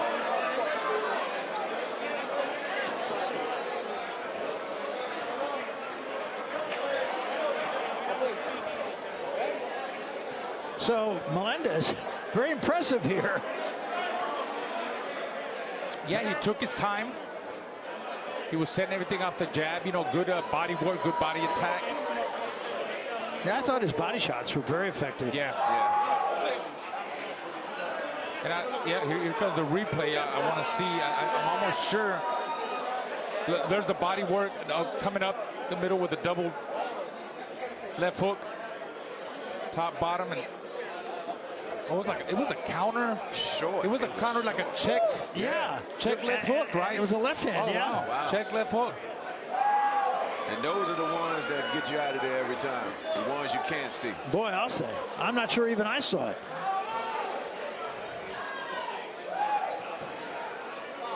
Much better. Well, there's your winner, and he did so in impressive fashion. I mean, that was a very impressive performance. That was beautiful. And you were saying, you know, Lozano's a guy that you have to have those kind of guys, and I thought, you know, he certainly passed that test. And I think it was a beautiful confidence builder for Melendez. He threw a punch in the middle of Lozano punching, and it was short, it was sweet, it was beautiful. All right, let's go to the center of the ring. Bob Alexander will make it official. Bob?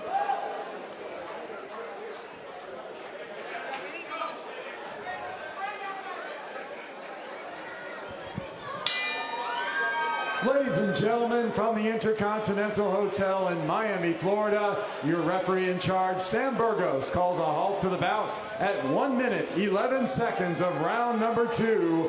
Your winner by knockout, Luis El Chucho Melendez.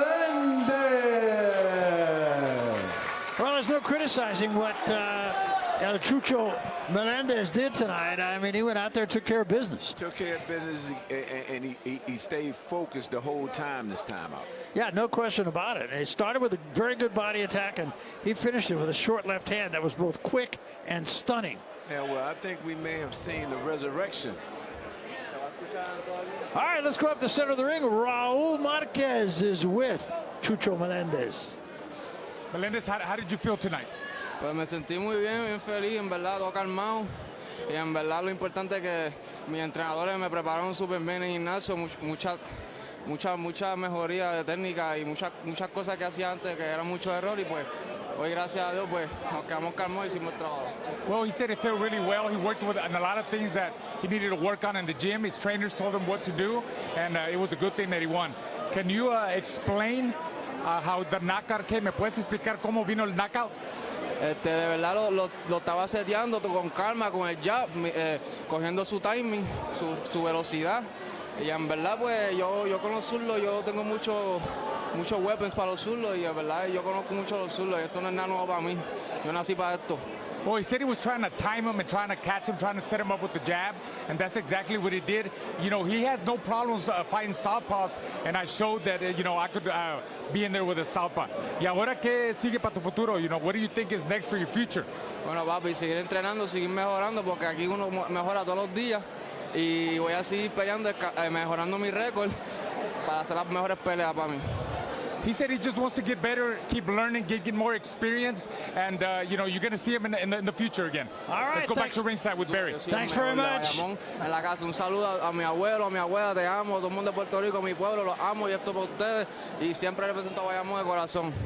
That was a big hi to his guys, family. He loves in everybody. Let's go back to Bayamon, ringside right? with Barry Tompkins. All right, thanks very much.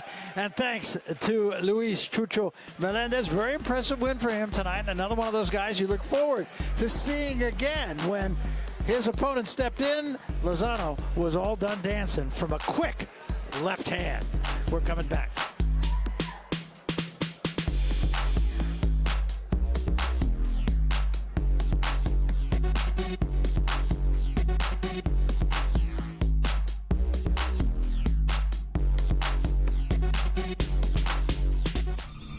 Welcome to Miami Land. Good news, it's not some new man-made theme park, but instead, it's the city's real wild side, Miami's great outdoors. No lines, no tickets, no limits. So, when choosing your next vacation, ask yourself, do you want to be a character in someone else's adventure? Or do you want to write your own?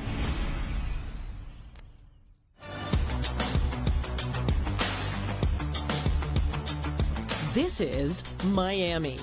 More than a gateway city, the city of Miami is a global city. Our people are diverse, and so is our economy. From banking to trade, and a fast-growing startup and tech scene. As a city, we strive to be a leader in technology, innovation, and resilience. Our commitment is to those who call the Magic City home. To keep you safe, to get you around town, to help you find your place, to serve you better, to build community. Our evolution is well underway, and we're listening to you. We're looking to the future and leveraging technology to make accessing government services easier than ever. From a streamlined new website to our online Easy Permit and E-Plan permitting services. And we're safeguarding Miami's future with smart investments in resilience. Like the $400 million Miami Forever Bond, which will deliver concrete solutions to mitigate the impacts of climate change. It all starts with people just like you. You are Miami. We are Miami.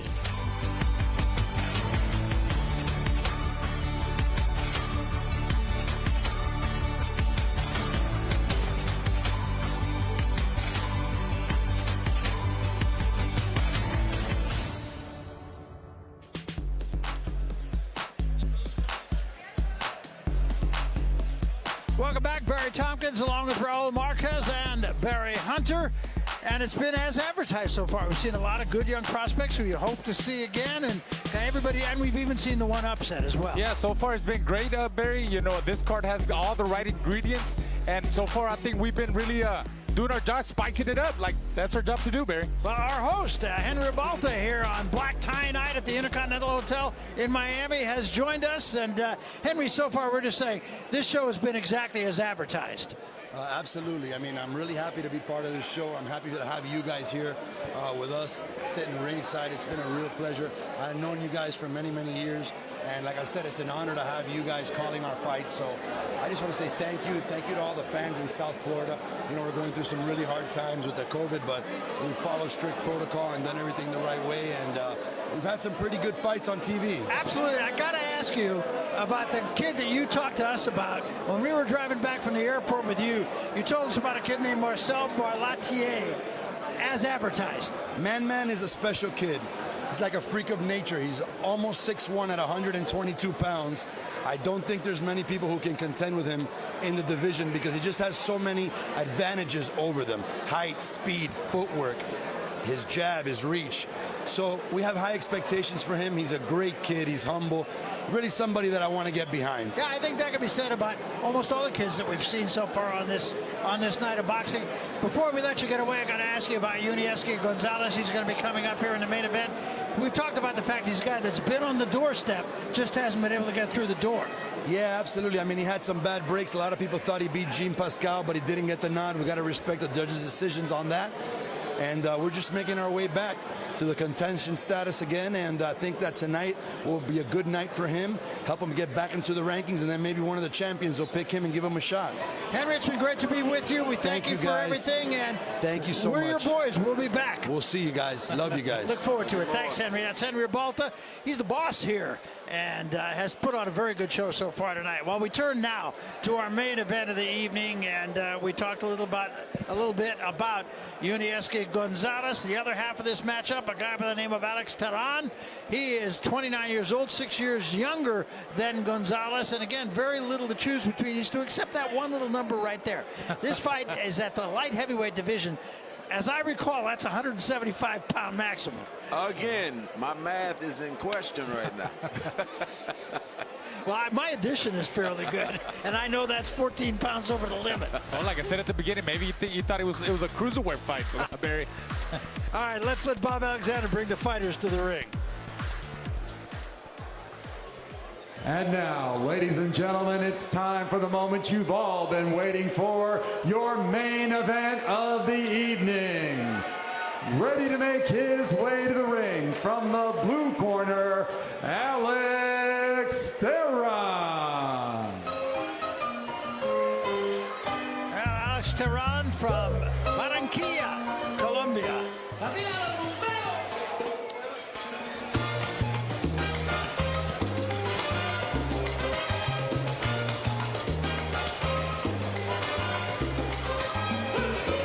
Also the winner of the Pablo Sandoval lookalike contest. Pablo Sandoval, yeah.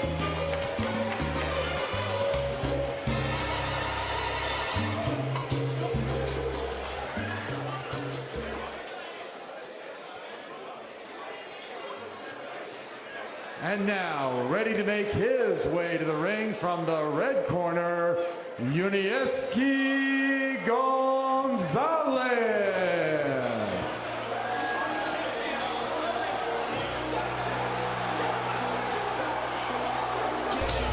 So here is Yunieski Gonzalez doing his best imitation of Sasquatch.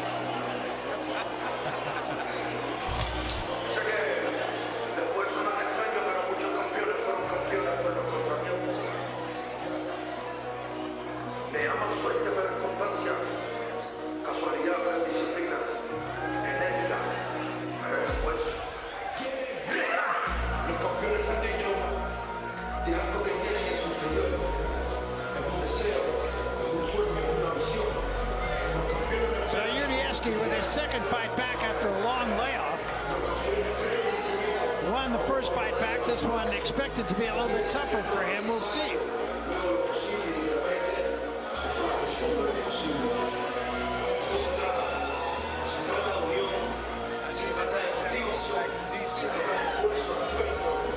I need to take that coat back to D.C. with me. You like that? It looks really well. Well, you're the fashion guy. You told me. That's your background. It's a little chilly at home now.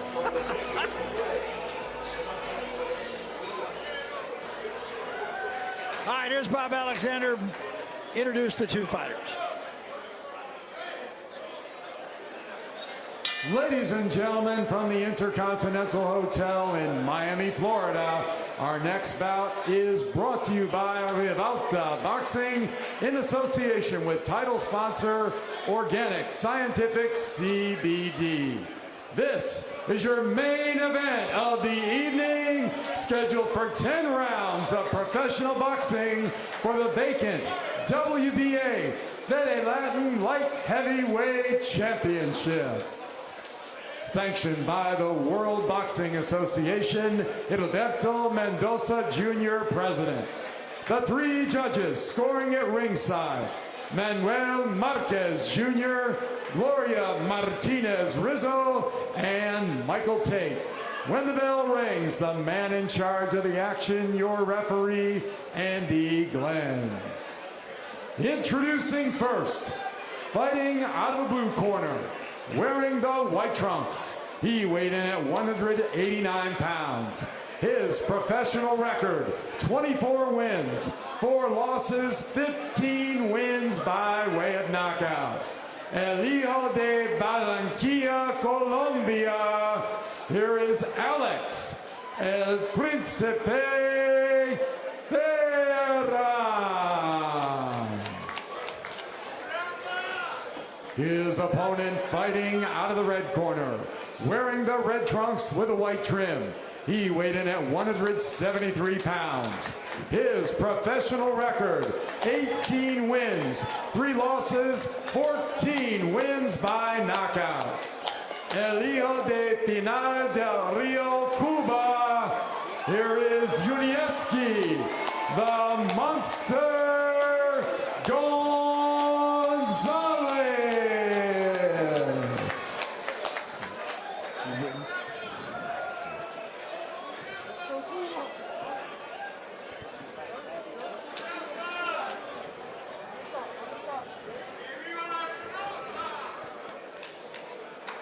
So that's the setup for our main event of the evening, and the guy with something to prove is this guy right here, Yunieski Gonzalez. He wants to get back to where he was, and as Raul pointed out at the very beginning of this All right, program. gentlemen, main event. You got the rules in the back. Do you have any question about the rules? Follow my instructions, protect yourself. I tell you to stop or break, do it immediate. Line looks good here. Touch him if you want. Step back, be ready at the bell. As we said earlier, Raul mentioned the fact that he feels that he beat Jean Pascal, and that's who he wants, but he's got to get by the guy in front of him first.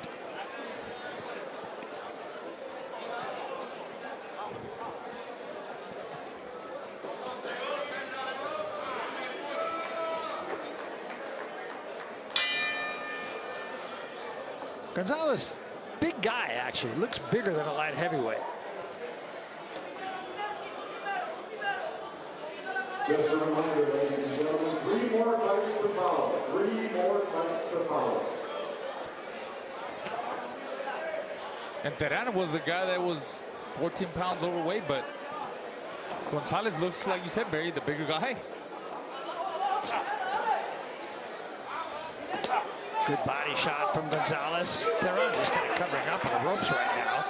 Gonzalez just having his way with him.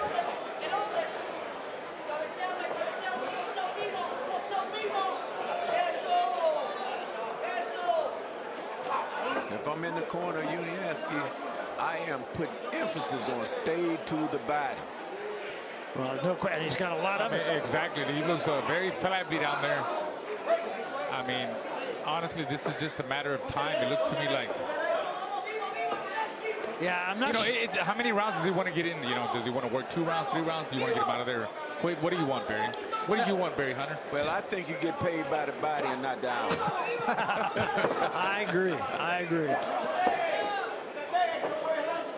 2 body shots, a little bit low. But then on his belt it says low blow. So.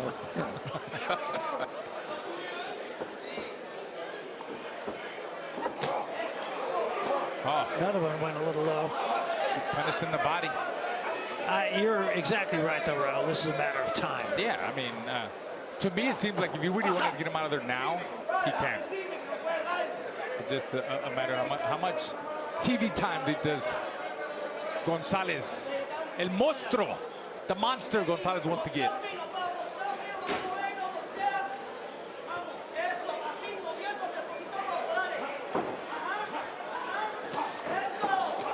Good left hand right there. And again, you have the feeling Gonzalez could take him out virtually anytime he wants. Came with a little uppercut that time. Tehran missed the right hand. First real punch he's thrown in earnest.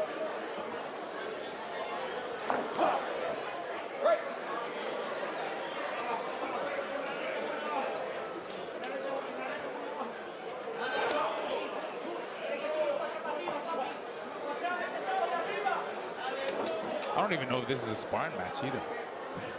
Yeah, you have to ask yourself, what is Gonzalez really going to get out of this?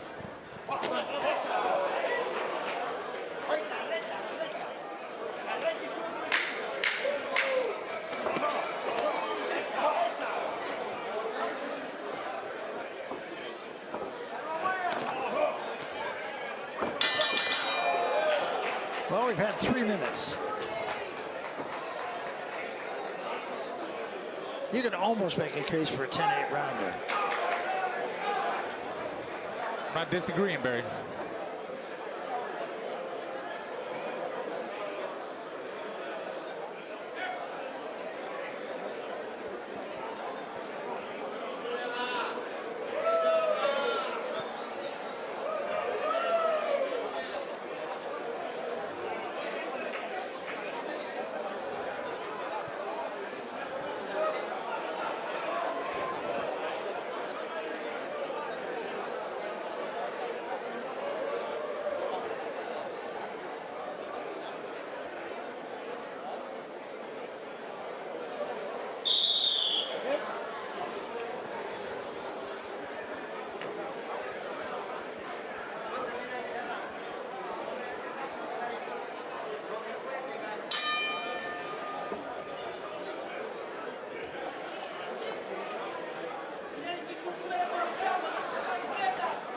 This is round 2.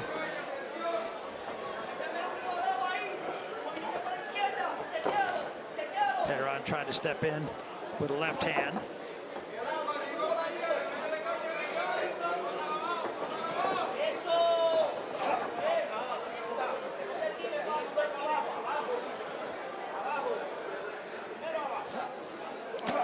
Both sides.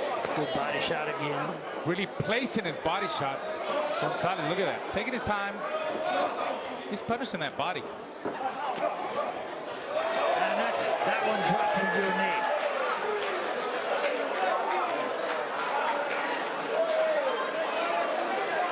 If he beats the count, go right back. Yeah. Well, he beat it, but long way to go. 2 minutes in this round. And Tehran has really not offered very much at all.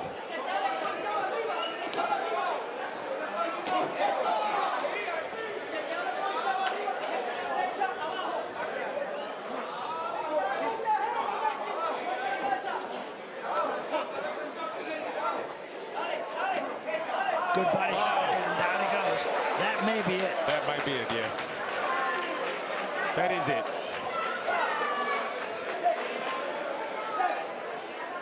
Oh, he's getting back up. Well, he did manage to beat the count.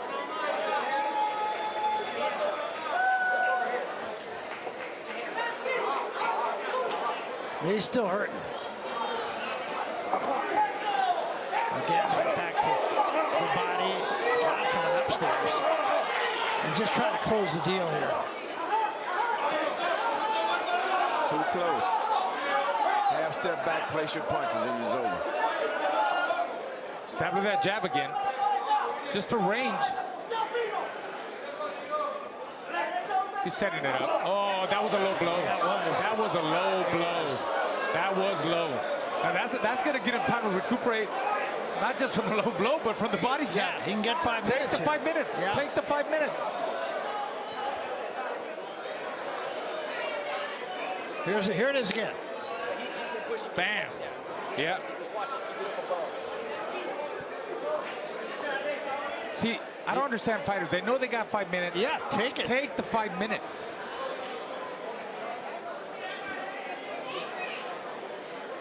But it's a macho thing. You know what? No, I'm not really hurt. I'm good. No, take the 5 minutes. Absolutely. Bloodsy, he might still be hurting from the body shots too. Yeah. No, he says he's ready now, and you're absolutely right. I mean, why wouldn't you do that? I would have taken the whole. Well, if I was a trainer, I would just take the 5 minutes. Man. Take 4 minutes. Lay down. Or lay down. Yeah. Take a nap. Oh, you got a little combination. Yeah. Maybe the body shot gave him more energy. Ooh, another good right hand. Oh. That one dropped it. Right hand from Gonzalez. By far the best punch away and some good body shots. Oh, he's getting back up. Did he get back up? No, that's it. It's over. That's it. That's it. Well, a huge shot closed the deal. And it's really, quite frankly, it's hard to give a report card on Gonzalez. I mean, he did everything he needed to do against this guy, but in my humble opinion, it's really unforgivable to come into a fight 15 pounds overweight. I think so, and it showed. Yeah. Now we need some fat to draw energy from, but that's ridiculous. No, exactly. I mean, it's not giving yourself a chance to win, and it's nothing against Gonzalez. He did what he needed to do. Right? Yeah, that was all Gonzalez. He did get caught with a counter left hand there by Tehran. So, but then, you know, comes Gonzalez with a big right hand, lays him out flat, and there was no need for him to get back up. Yeah, so Gonzalez really, you know, did what he needed to do. I don't know that you can give him a report card. But in looking at that, you have to ask yourself, was it enough to get the attention of the John Pascal? If I had to answer that question, I'd say probably not yet. It's only his second fight back after a long layoff, though, and I'm sure he'll get back in there fairly quickly. I think that it would be to his advantage, and I think that the promoters should put him right back to build that momentum to call out somebody like a Pascal. No, I completely agree with you. Again, there's no criticism of what he did tonight. He did what he needed to do against a very overmatched opponent who came in here without giving himself a prayer of winning the fight. No, I agree. The problem comes in a lot of times if a guy does not belong in the ring with you and you let him go the distance, then that's a problem. He did what he had to do. And he's still hurting a little bit, as you see on the stool. And, you know, I can't emphasize it enough. He never gave himself a chance. I think Tehran. Let's go to Bob Alexander. We'll get the official decision here. Bob? Ladies and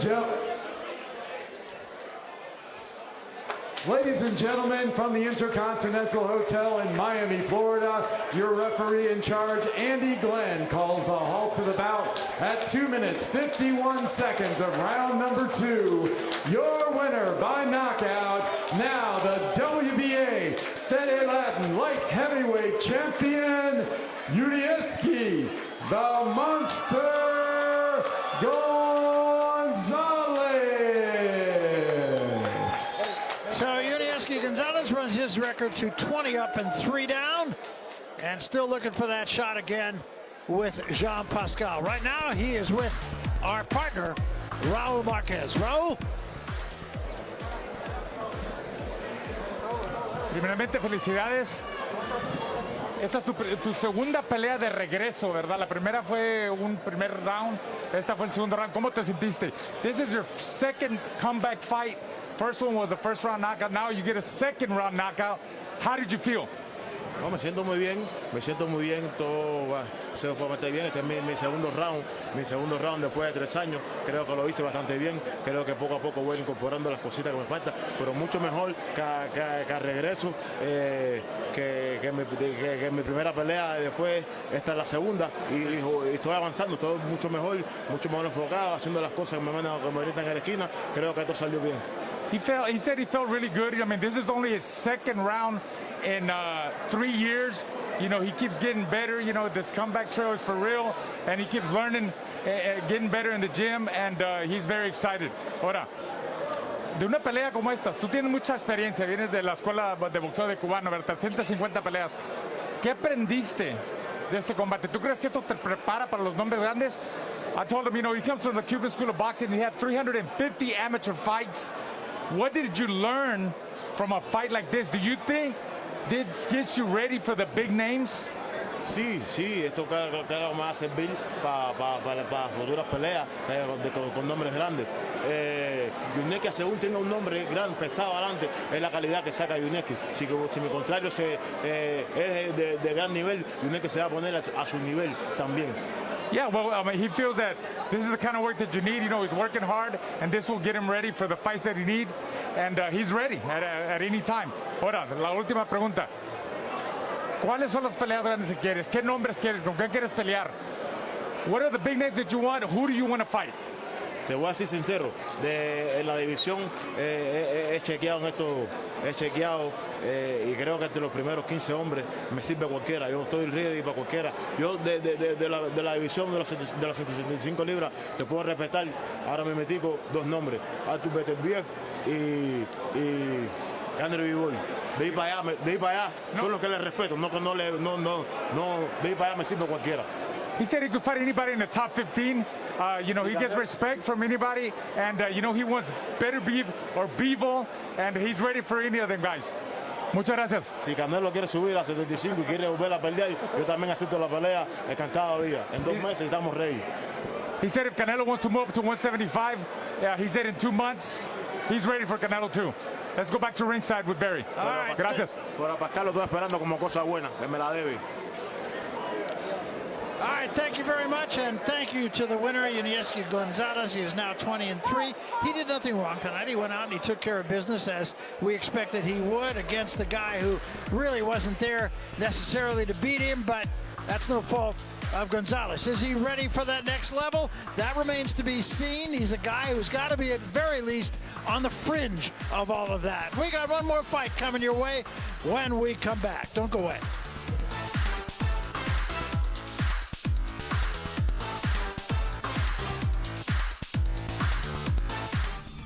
Welcome to Miami Land. Good news, it's not some new man-made theme park, but instead, it's the city's real wild side, Miami's great outdoors. No lines, no tickets, no limits. So, when choosing your next vacation, ask yourself, do you want to be a character in someone else's adventure, or do you want to write your own?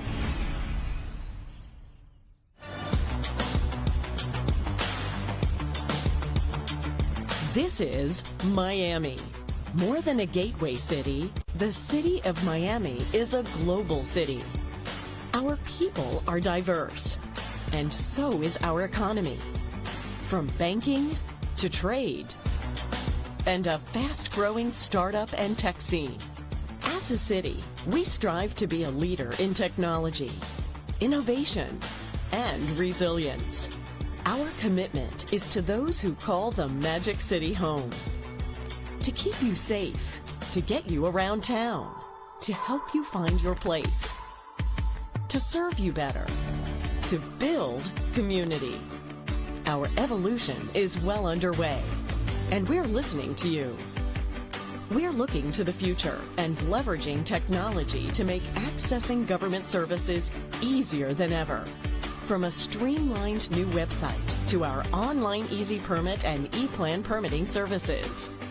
And we're safeguarding Miami's future with smart investments in resilience. Like the $400 million Miami Forever Bond, which will deliver concrete solutions to mitigate the impacts of climate change. It all starts with people just like you. You are Miami. We are Miami.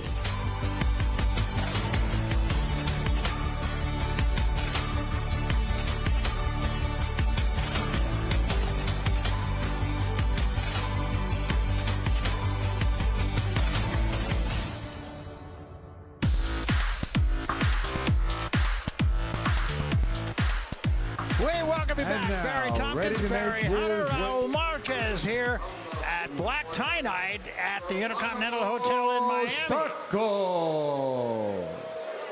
And this is Geronimo Sacco. He comes to us. This is a very international fight here. It's kind of bonus coverage. It's a 4-round fight in the super welterweight division. Sacco's guy comes in here with a record of 8-1-1. Comes from Buenos Aires, Argentina.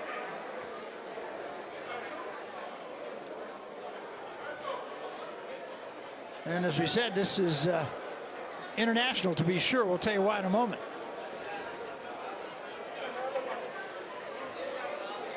And now, ready to make his way to the ring from the red corner, Elvin Gambarov. And Elvin Gambarov comes in here. He's undefeated with 6 knockouts in his 7 victories.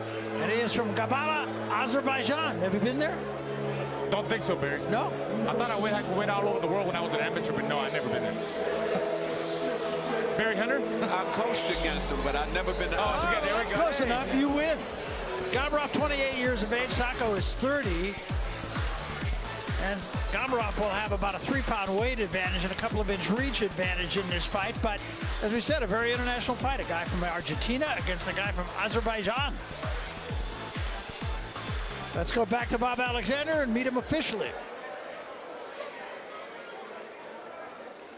Ladies and gentlemen, from the Intercontinental Hotel in Miami, Florida, our next bout of the evening is brought to you by Rivalta Boxing in association with title sponsor Organic Scientific CBD.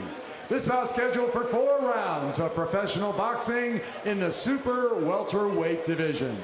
The 3 judges scoring at ringside: Peter Zamoyski, Manuel Marquez Jr., and Gloria Martinez Rizzo. When the bell rings, the man in charge of the action, your referee, Sam Burgos. Introducing first, fighting out of the blue corner, wearing black trunks with blue trim. He weighed in at 156.5 pounds. His professional record, 8 wins, 1 loss with 1 draw, 1 win by way of knockout.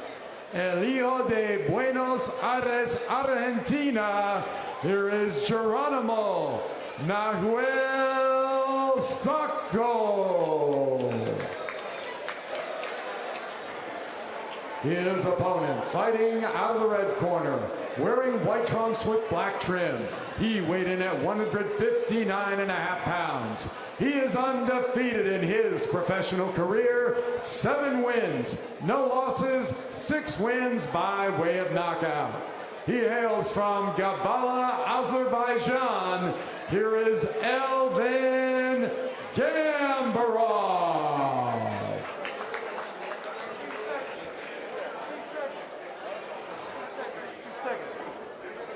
Caballero, ahora tenemos la instrucción en el camerino y a veces se protege en todo momento. Remember, get the instruction in the back, obey my command, protect yourself at all times. Have any questions? Una pregunta? Touch him up.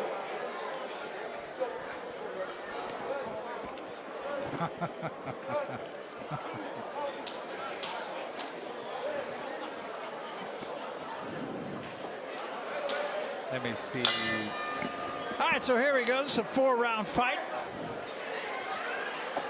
Sacco in the black trunks.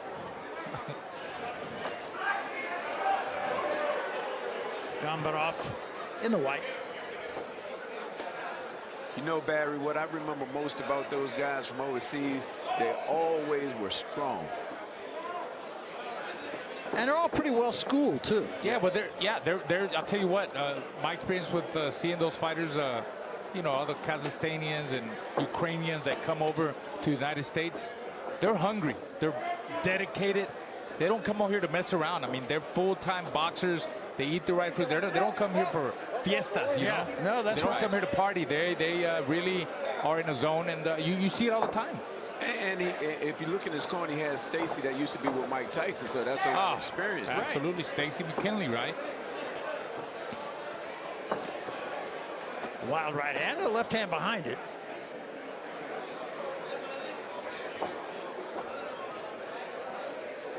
These are 2 actually pretty experienced fighters for a 4-round fight. One's 7-0, one's 8-1. Azerbaijan really starting to move up in boxing circles, especially in the amateurs. Azerbaijan, Kazakhstan, Uzbekistan. Yep. All these guys are moving up, just like you said in boxing. Yep. All the stands. All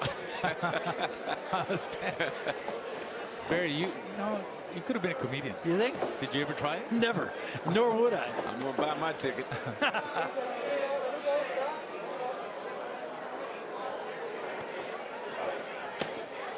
Good left hand slipped in by Sacco. You gotta like a fighter named Sacco. Sacco, yeah. Solid shots by Gamardov. This is going to get out of the first round. See Sacco holding. He's not at the right distance, Sacco. Just kind of like throwing shots and kind of like maybe in survival mode, you know, like fighting scared.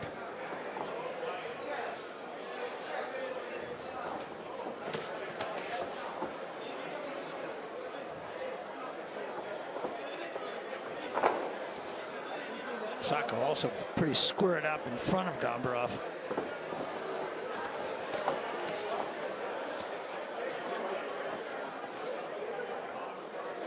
Gambarov's got pop. He's whacked 6 of his 7 opponents. Body shot. Uh-huh.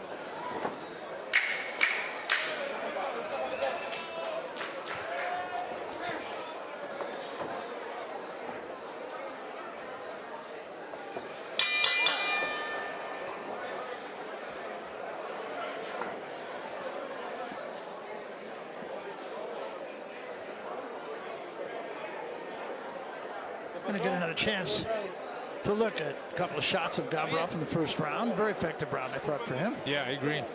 Solid. Very precise with his shots. And here we see Gambarov. Look at that uppercut. Good stance. And then comes back with an overhand, maybe straight right hand. There he goes over the top. Solid. That's why Sacco's trying to stay away.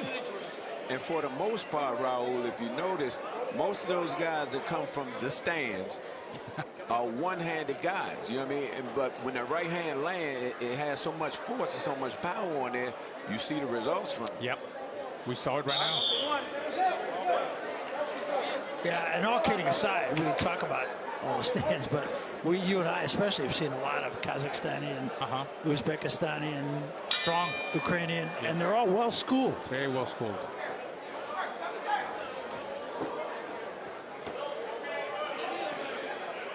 Same combination. Oh, look at that.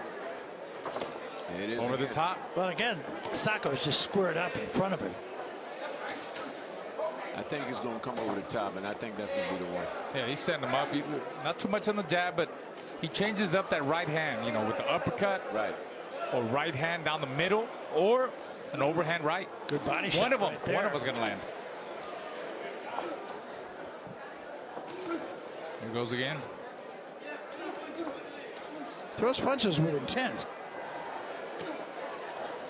I like to see him loosen up a little bit. He's a little bit too tight, too tense. What do you think, Coach Hunter? I think so, and I definitely think those right hands right there are what's making this fight, and eventually one of them going to land, and it's going to be a good night, Irene.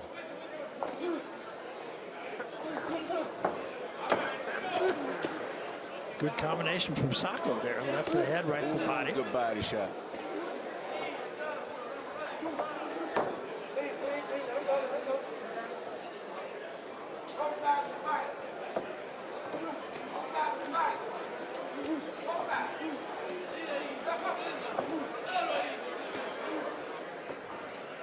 A lot of missing. There's a right hand of the body by Sacco. The left hand from Gambarov. There it is again. Yep. Good body shot. Right down the middle. I like the change up.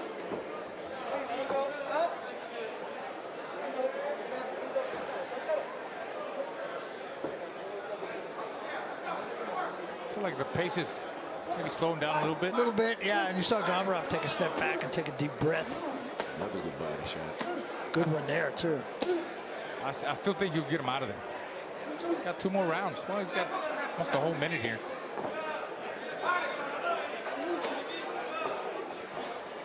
Sacco really wild.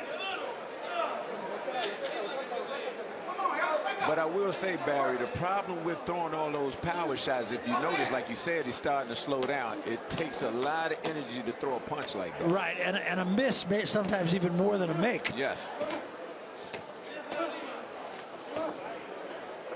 Look at Sacco standing his ground there, going toe-to-toe with him. Oh, good right hand. Bad intentions right there.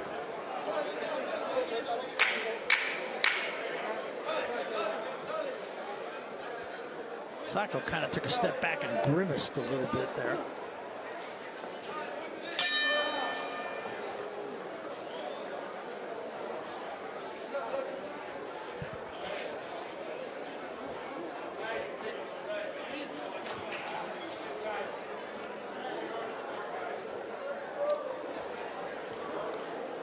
Get a look into the corner of Sacco right now. I think both guys are a little winded. Yeah, it's been an up-tempo fight. Yeah. The good thing is, for both sides, it's a 4-round. Yes.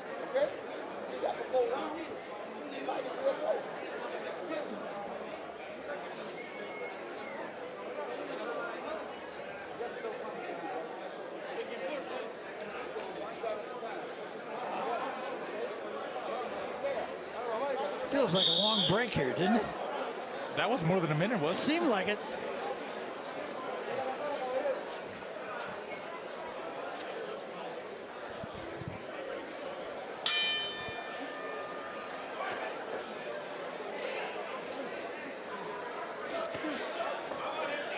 This is round 3 of this 4-round fight. It's been an action fight, actually.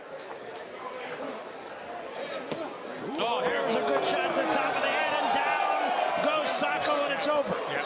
No, not even a count. Good stoppage again by the referee. Yeah. What's the referee's name? He's the same guy.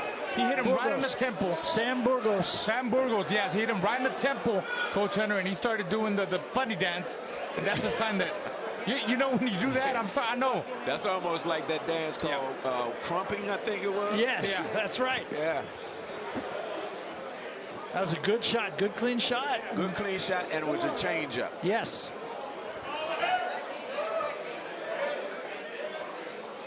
We're going to get a chance to look at this shot, and it was one punch right on the temple, and it dropped Sacco and was well stopped by Sam Burgos. Here it is.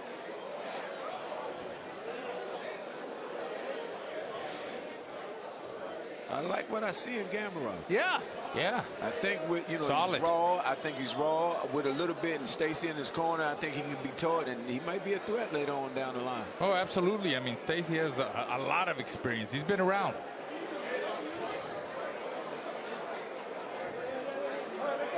All right, so we'll jump off the track. When we come back to the Intercontinental Hotel in Miami, we will put a ribbon on a long night of boxing. Don't go away. We're coming back.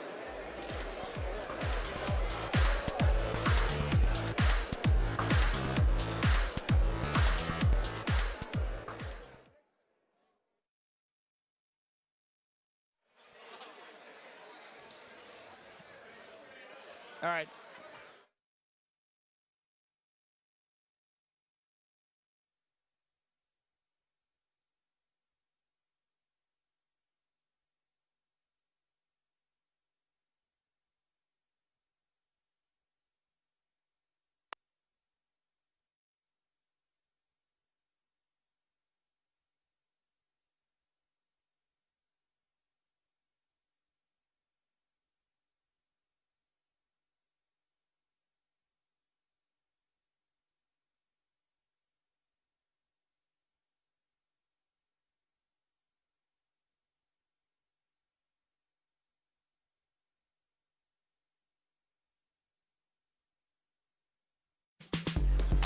And we welcome you back to Miami, and so do they.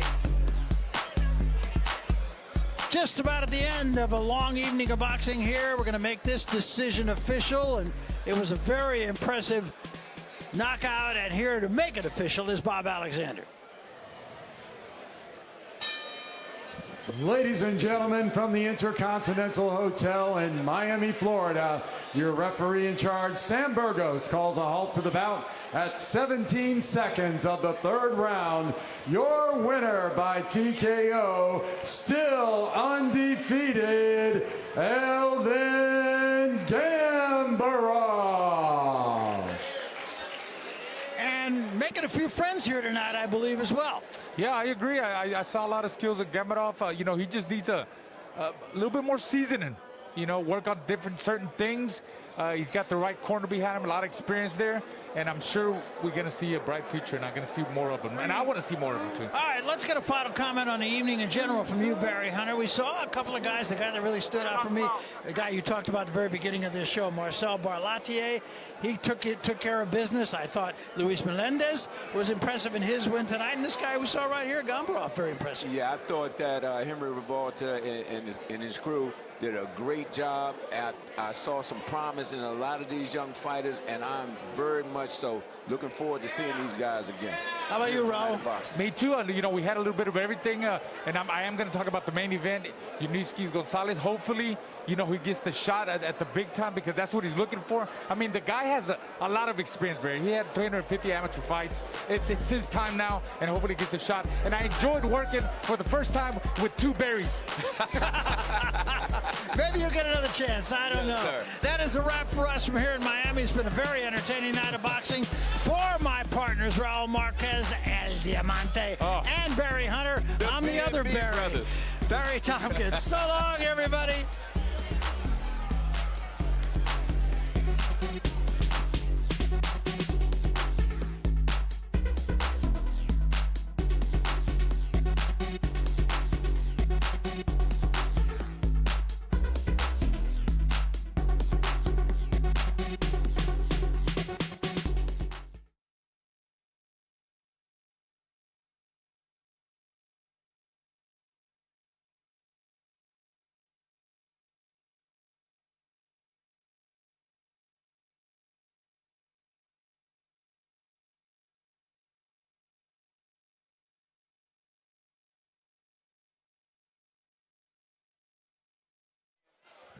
Right, you've been with good people. Yeah. This is great. Good guy. And Frank.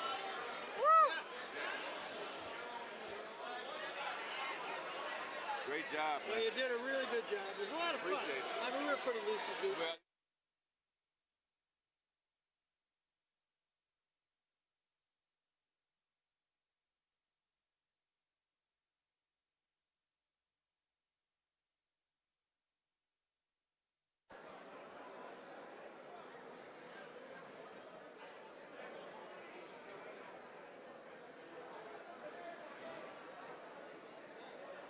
I've been talking about it for a while.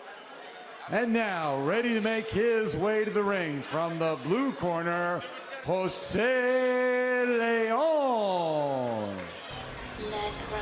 Bendición, mami, me voy para la calle. Reza por mí para que mi suerte no me falle. Y si no regreso fue que fui de largo viaje. Chamaquito me gustó la calle. Muchas cosas ella me enseñó. Aprendí en el barrio mío. Tener mis sentimientos fríos. Con nadie, no es mío, nadie. Chamaquito me gustó la calle.